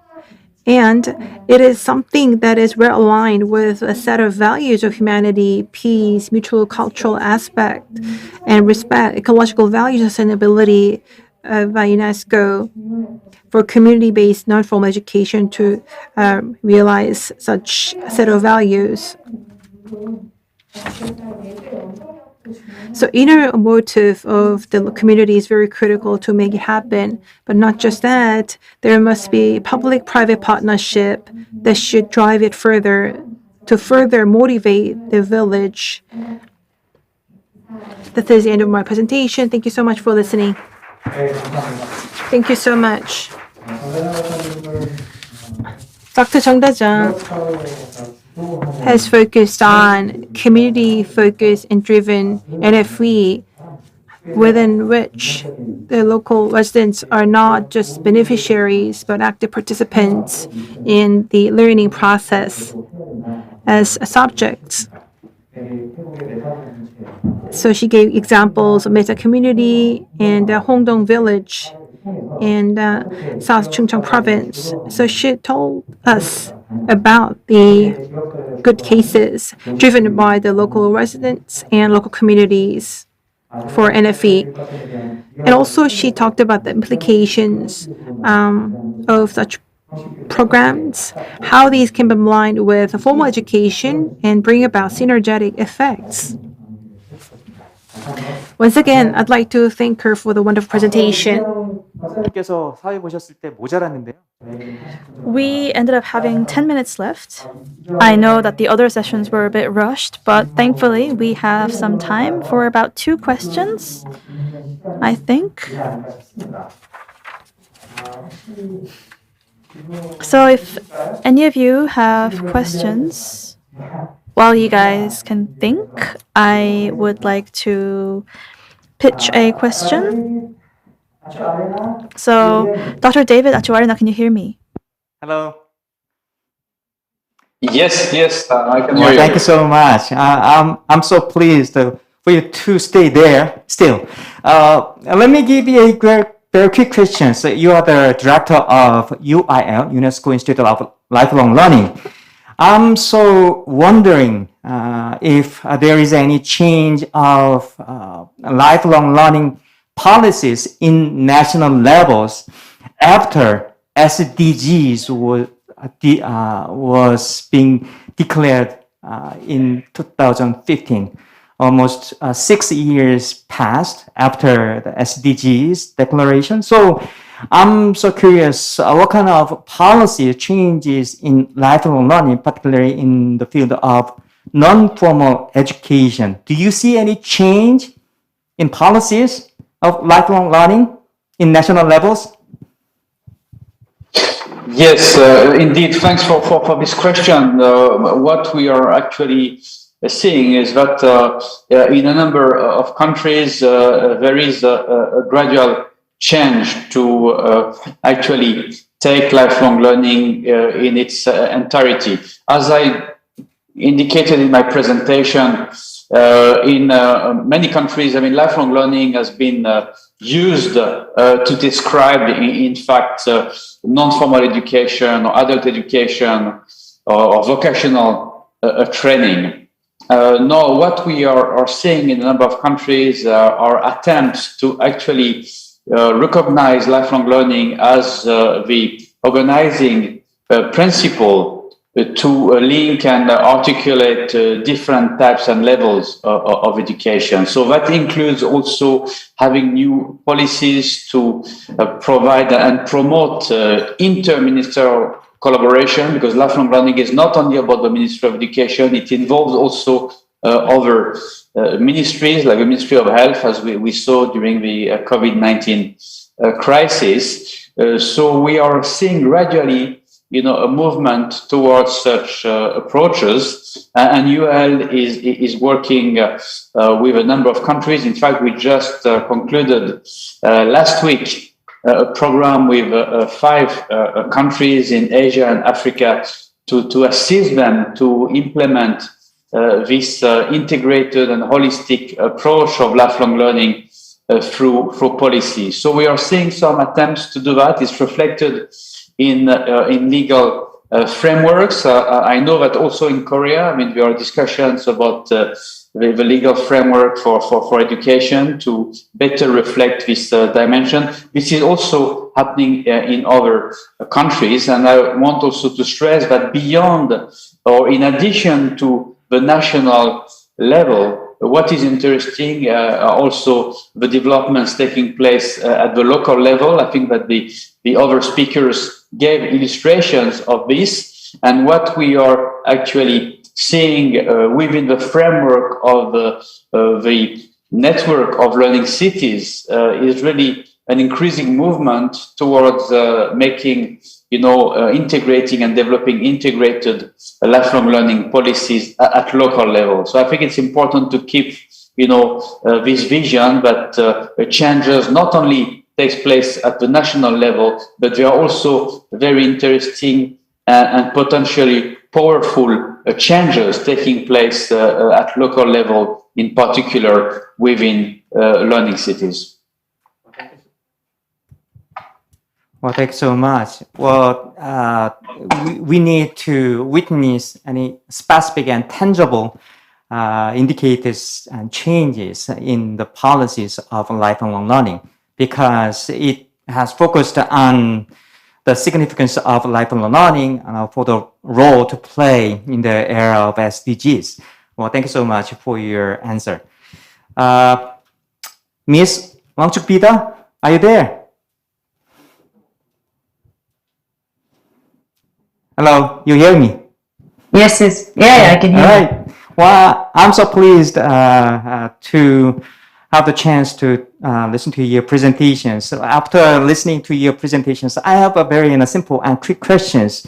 Actually, I'm wondering what kind of trainings have instructors for community learning centers to be given for the quality teaching and learning in the context of Bhutan. You mentioned that there are, almost 500 instructors for 400, around, 40, 80 centers, right? So I'm wondering what kind of trainings such instructors have been given. With regard to training of the instructors, we have 2 kinds, one for the non-formal education center and the other one for the community learning center.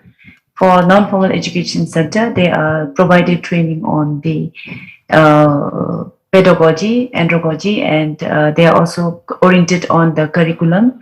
Then they are also oriented on the role of the instructors at the center.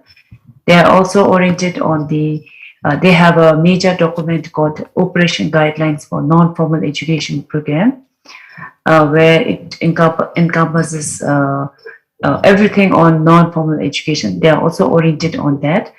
So, and when it comes to community learning centers, instructors, since they provide more of skills, they are also trained on the various skills that they'll have to provide to the learners.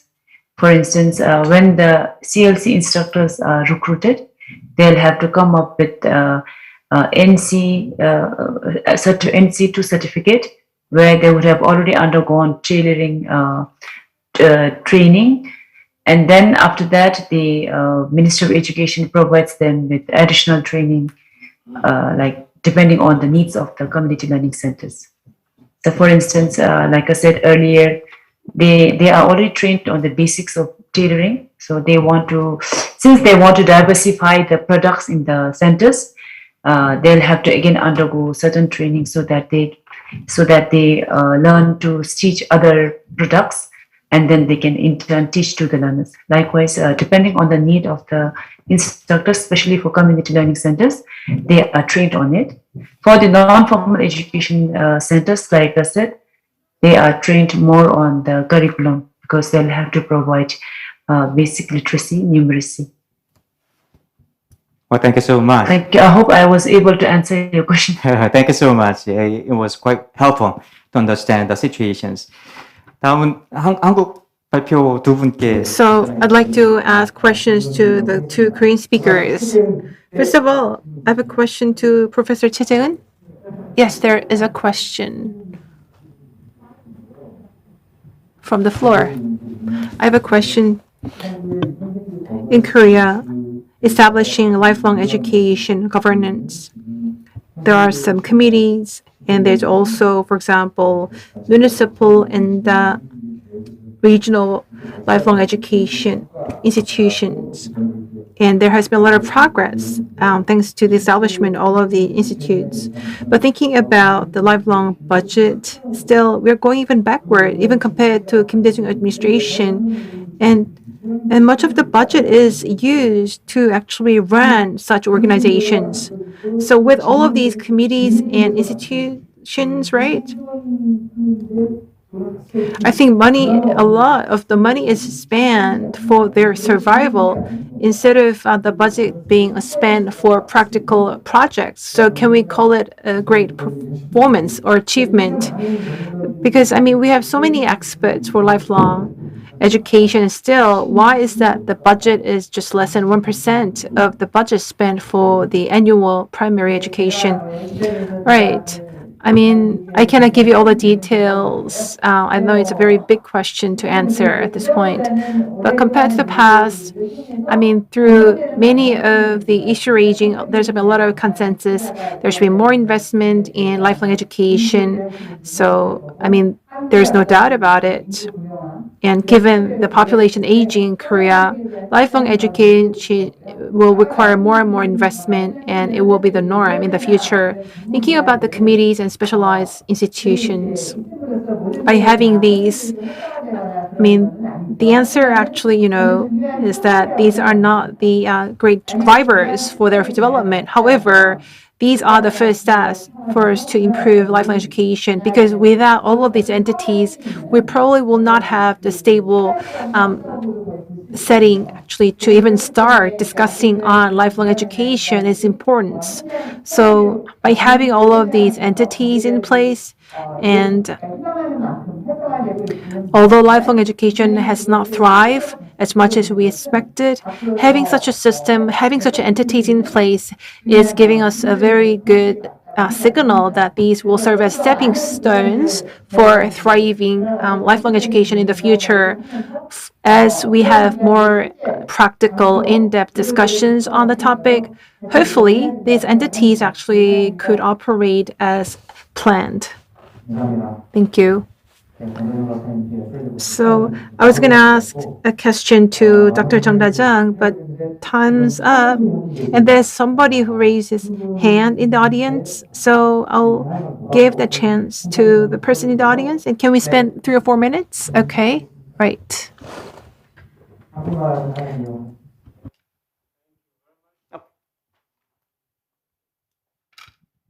Thank you very much.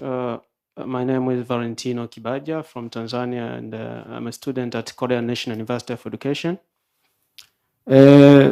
Non-formal education is very important, especially to ensure equality and the equity in education. Concerning the mother tongue language, in most of African countries, even our country, Tanzania, we are still using second language as the language of instruction. I would like to know and to get advice, especially from Korean experience. How did you able to change to use your Korean language as language of instruction? And what is the impact and the usefulness of using a mother tongue as language of instruction toward enhancing non-formal education?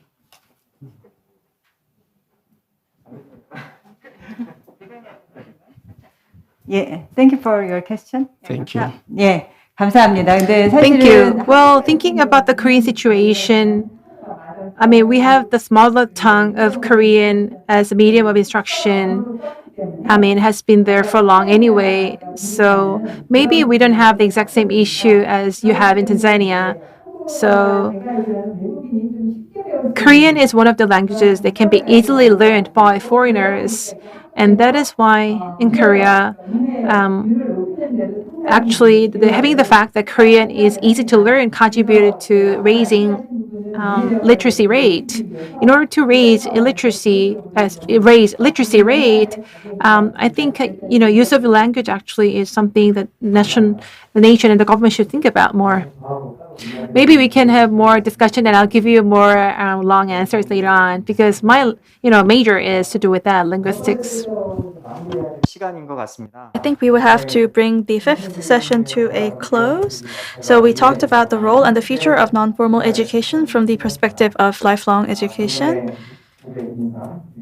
I would like to extend my gratitude to our two overseas speakers and two Korean speakers on providing their insights about the concept of non-formal education and the challenges that lie ahead as we try to improve non-formal education going forward. So we were able to realize the importance of NFE through various case examples, but it is true that NFE is not significantly visible in our day-to-day lives. So SDGs are written in very abstract languages. So we have about 10 years left until 2030. And over the 10 years to come, I hope that everyone here and everyone watching 2021 Bridge Conference will try to make sure that to put those very lofty, abstract words into action. And I hope that KNCU, through the Bridge program, is reaching out to learners in various places of the world and are helping to improve society. I hope that we could really implement the spirit of the SDGs in the future. And it was a very constructive discussion, I believe. We talked about non-formal education. But I hope that taking this opportunity, we are a little more aware of these diverse forms of education that that surround us in our day-to-day lives. Thank you so much for everyone for joining today's session. And I would like to thank the moderator, Professor Yu, once again, and thank you to Professor Jae-eun and Chung Da-jung, and also Dr. David Atchoarena and Ms. Wangchuk Bida for joining us. That marks the end of session 5. So it was a long journey, a 2-day journey, starting from the keynote address yesterday, followed by 5 sessions. So allow me to invite team head Cho Jun-ho once again to announce the closing of the conference.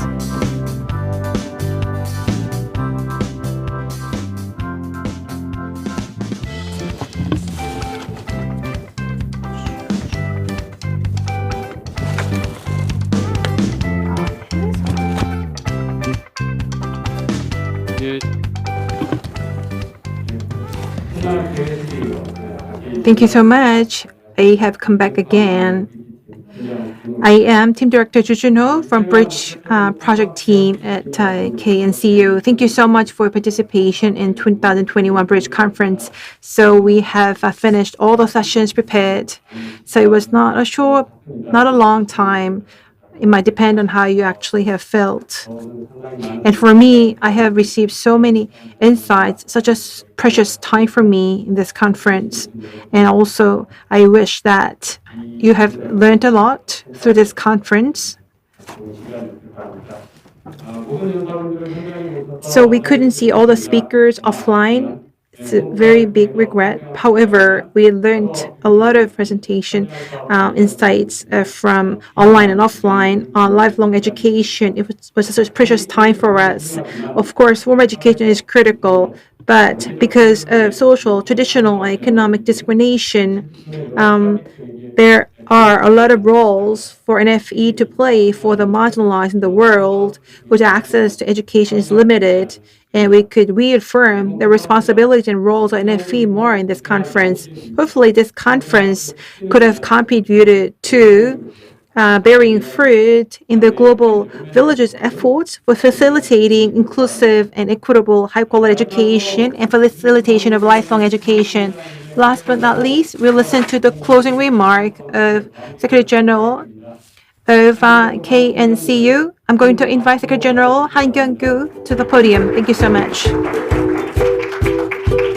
사무총장님 회의사 부탁드립니다. Secretary General, please.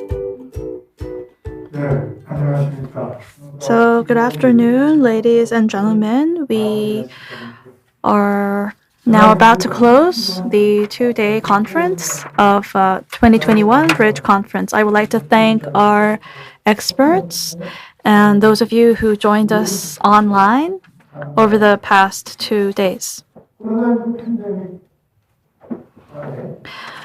In the face of COVID-19, we started to go for a hybrid on and offline seminar, which is rather different from the inviting seminar that we used to host in the past.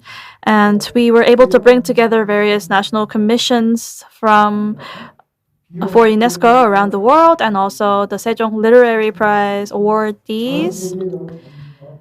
And we were also able to hear from many experts from home and abroad in the space of education. It was a very meaningful platform of discussion. I believe that the discussions that we had over the past 2 days provided us with a very good opportunity to discuss the role of non-formal education in this time and age.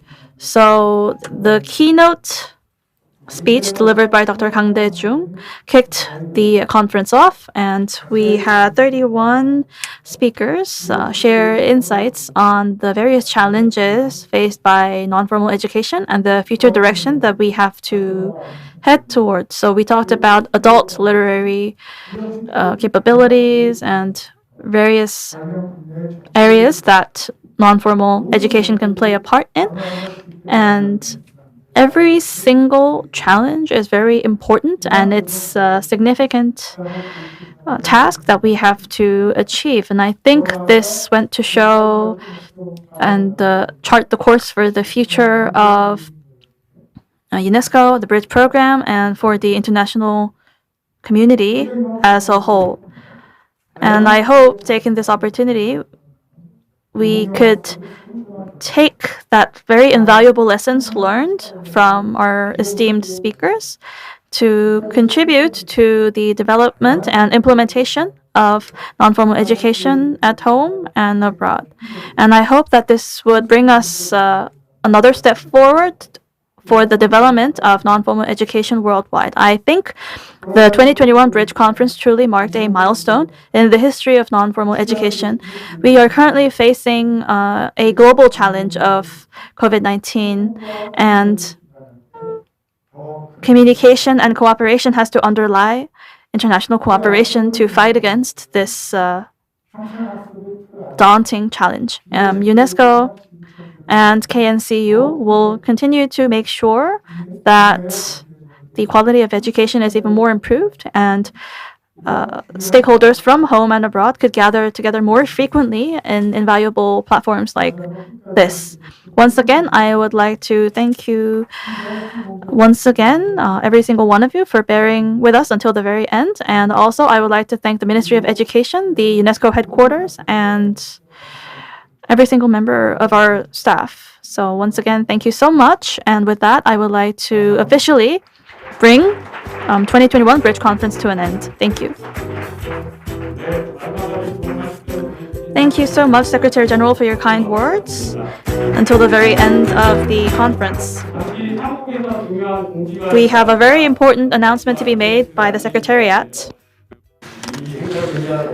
So the Secretariat staff carry made great efforts for preparation for this event. Once again, I'd like to make an announcement of the events. There are two events planned throughout this conference. The first event is the quiz event. The first 15 participants per day to submit their answers to a quiz through Google Survey will receive a portable USB humidifier. Please submit your answers with your name, phone number, and address.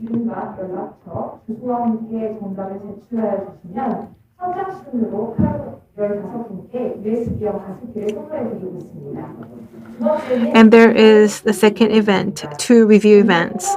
There will be two kinds of review events in this conference. The first is to post a picture of your participation in the conference with a caption of a review on your personal social media account with hashtags such as 2021 Bridge Conference, Korean National Commission for UNESCO, KNCU, etc. after the conference is over. The second event is to submit a review through the Google Survey, which can be found on the pop-up of the website or a QR code scan on the screen. We will select one person from each of the review events. A total of 2 participants will receive elite coffee capsule machines. We look forward to your participation. And the detailed information of the conference can be found on the official website or through the QR code on the screen or the ID card. So I'm going to do the quiz event, the last one. After World War II, in 1945, UNESCO national committees began to be established worldwide, starting with 37 representatives to contribute to world peace and human development.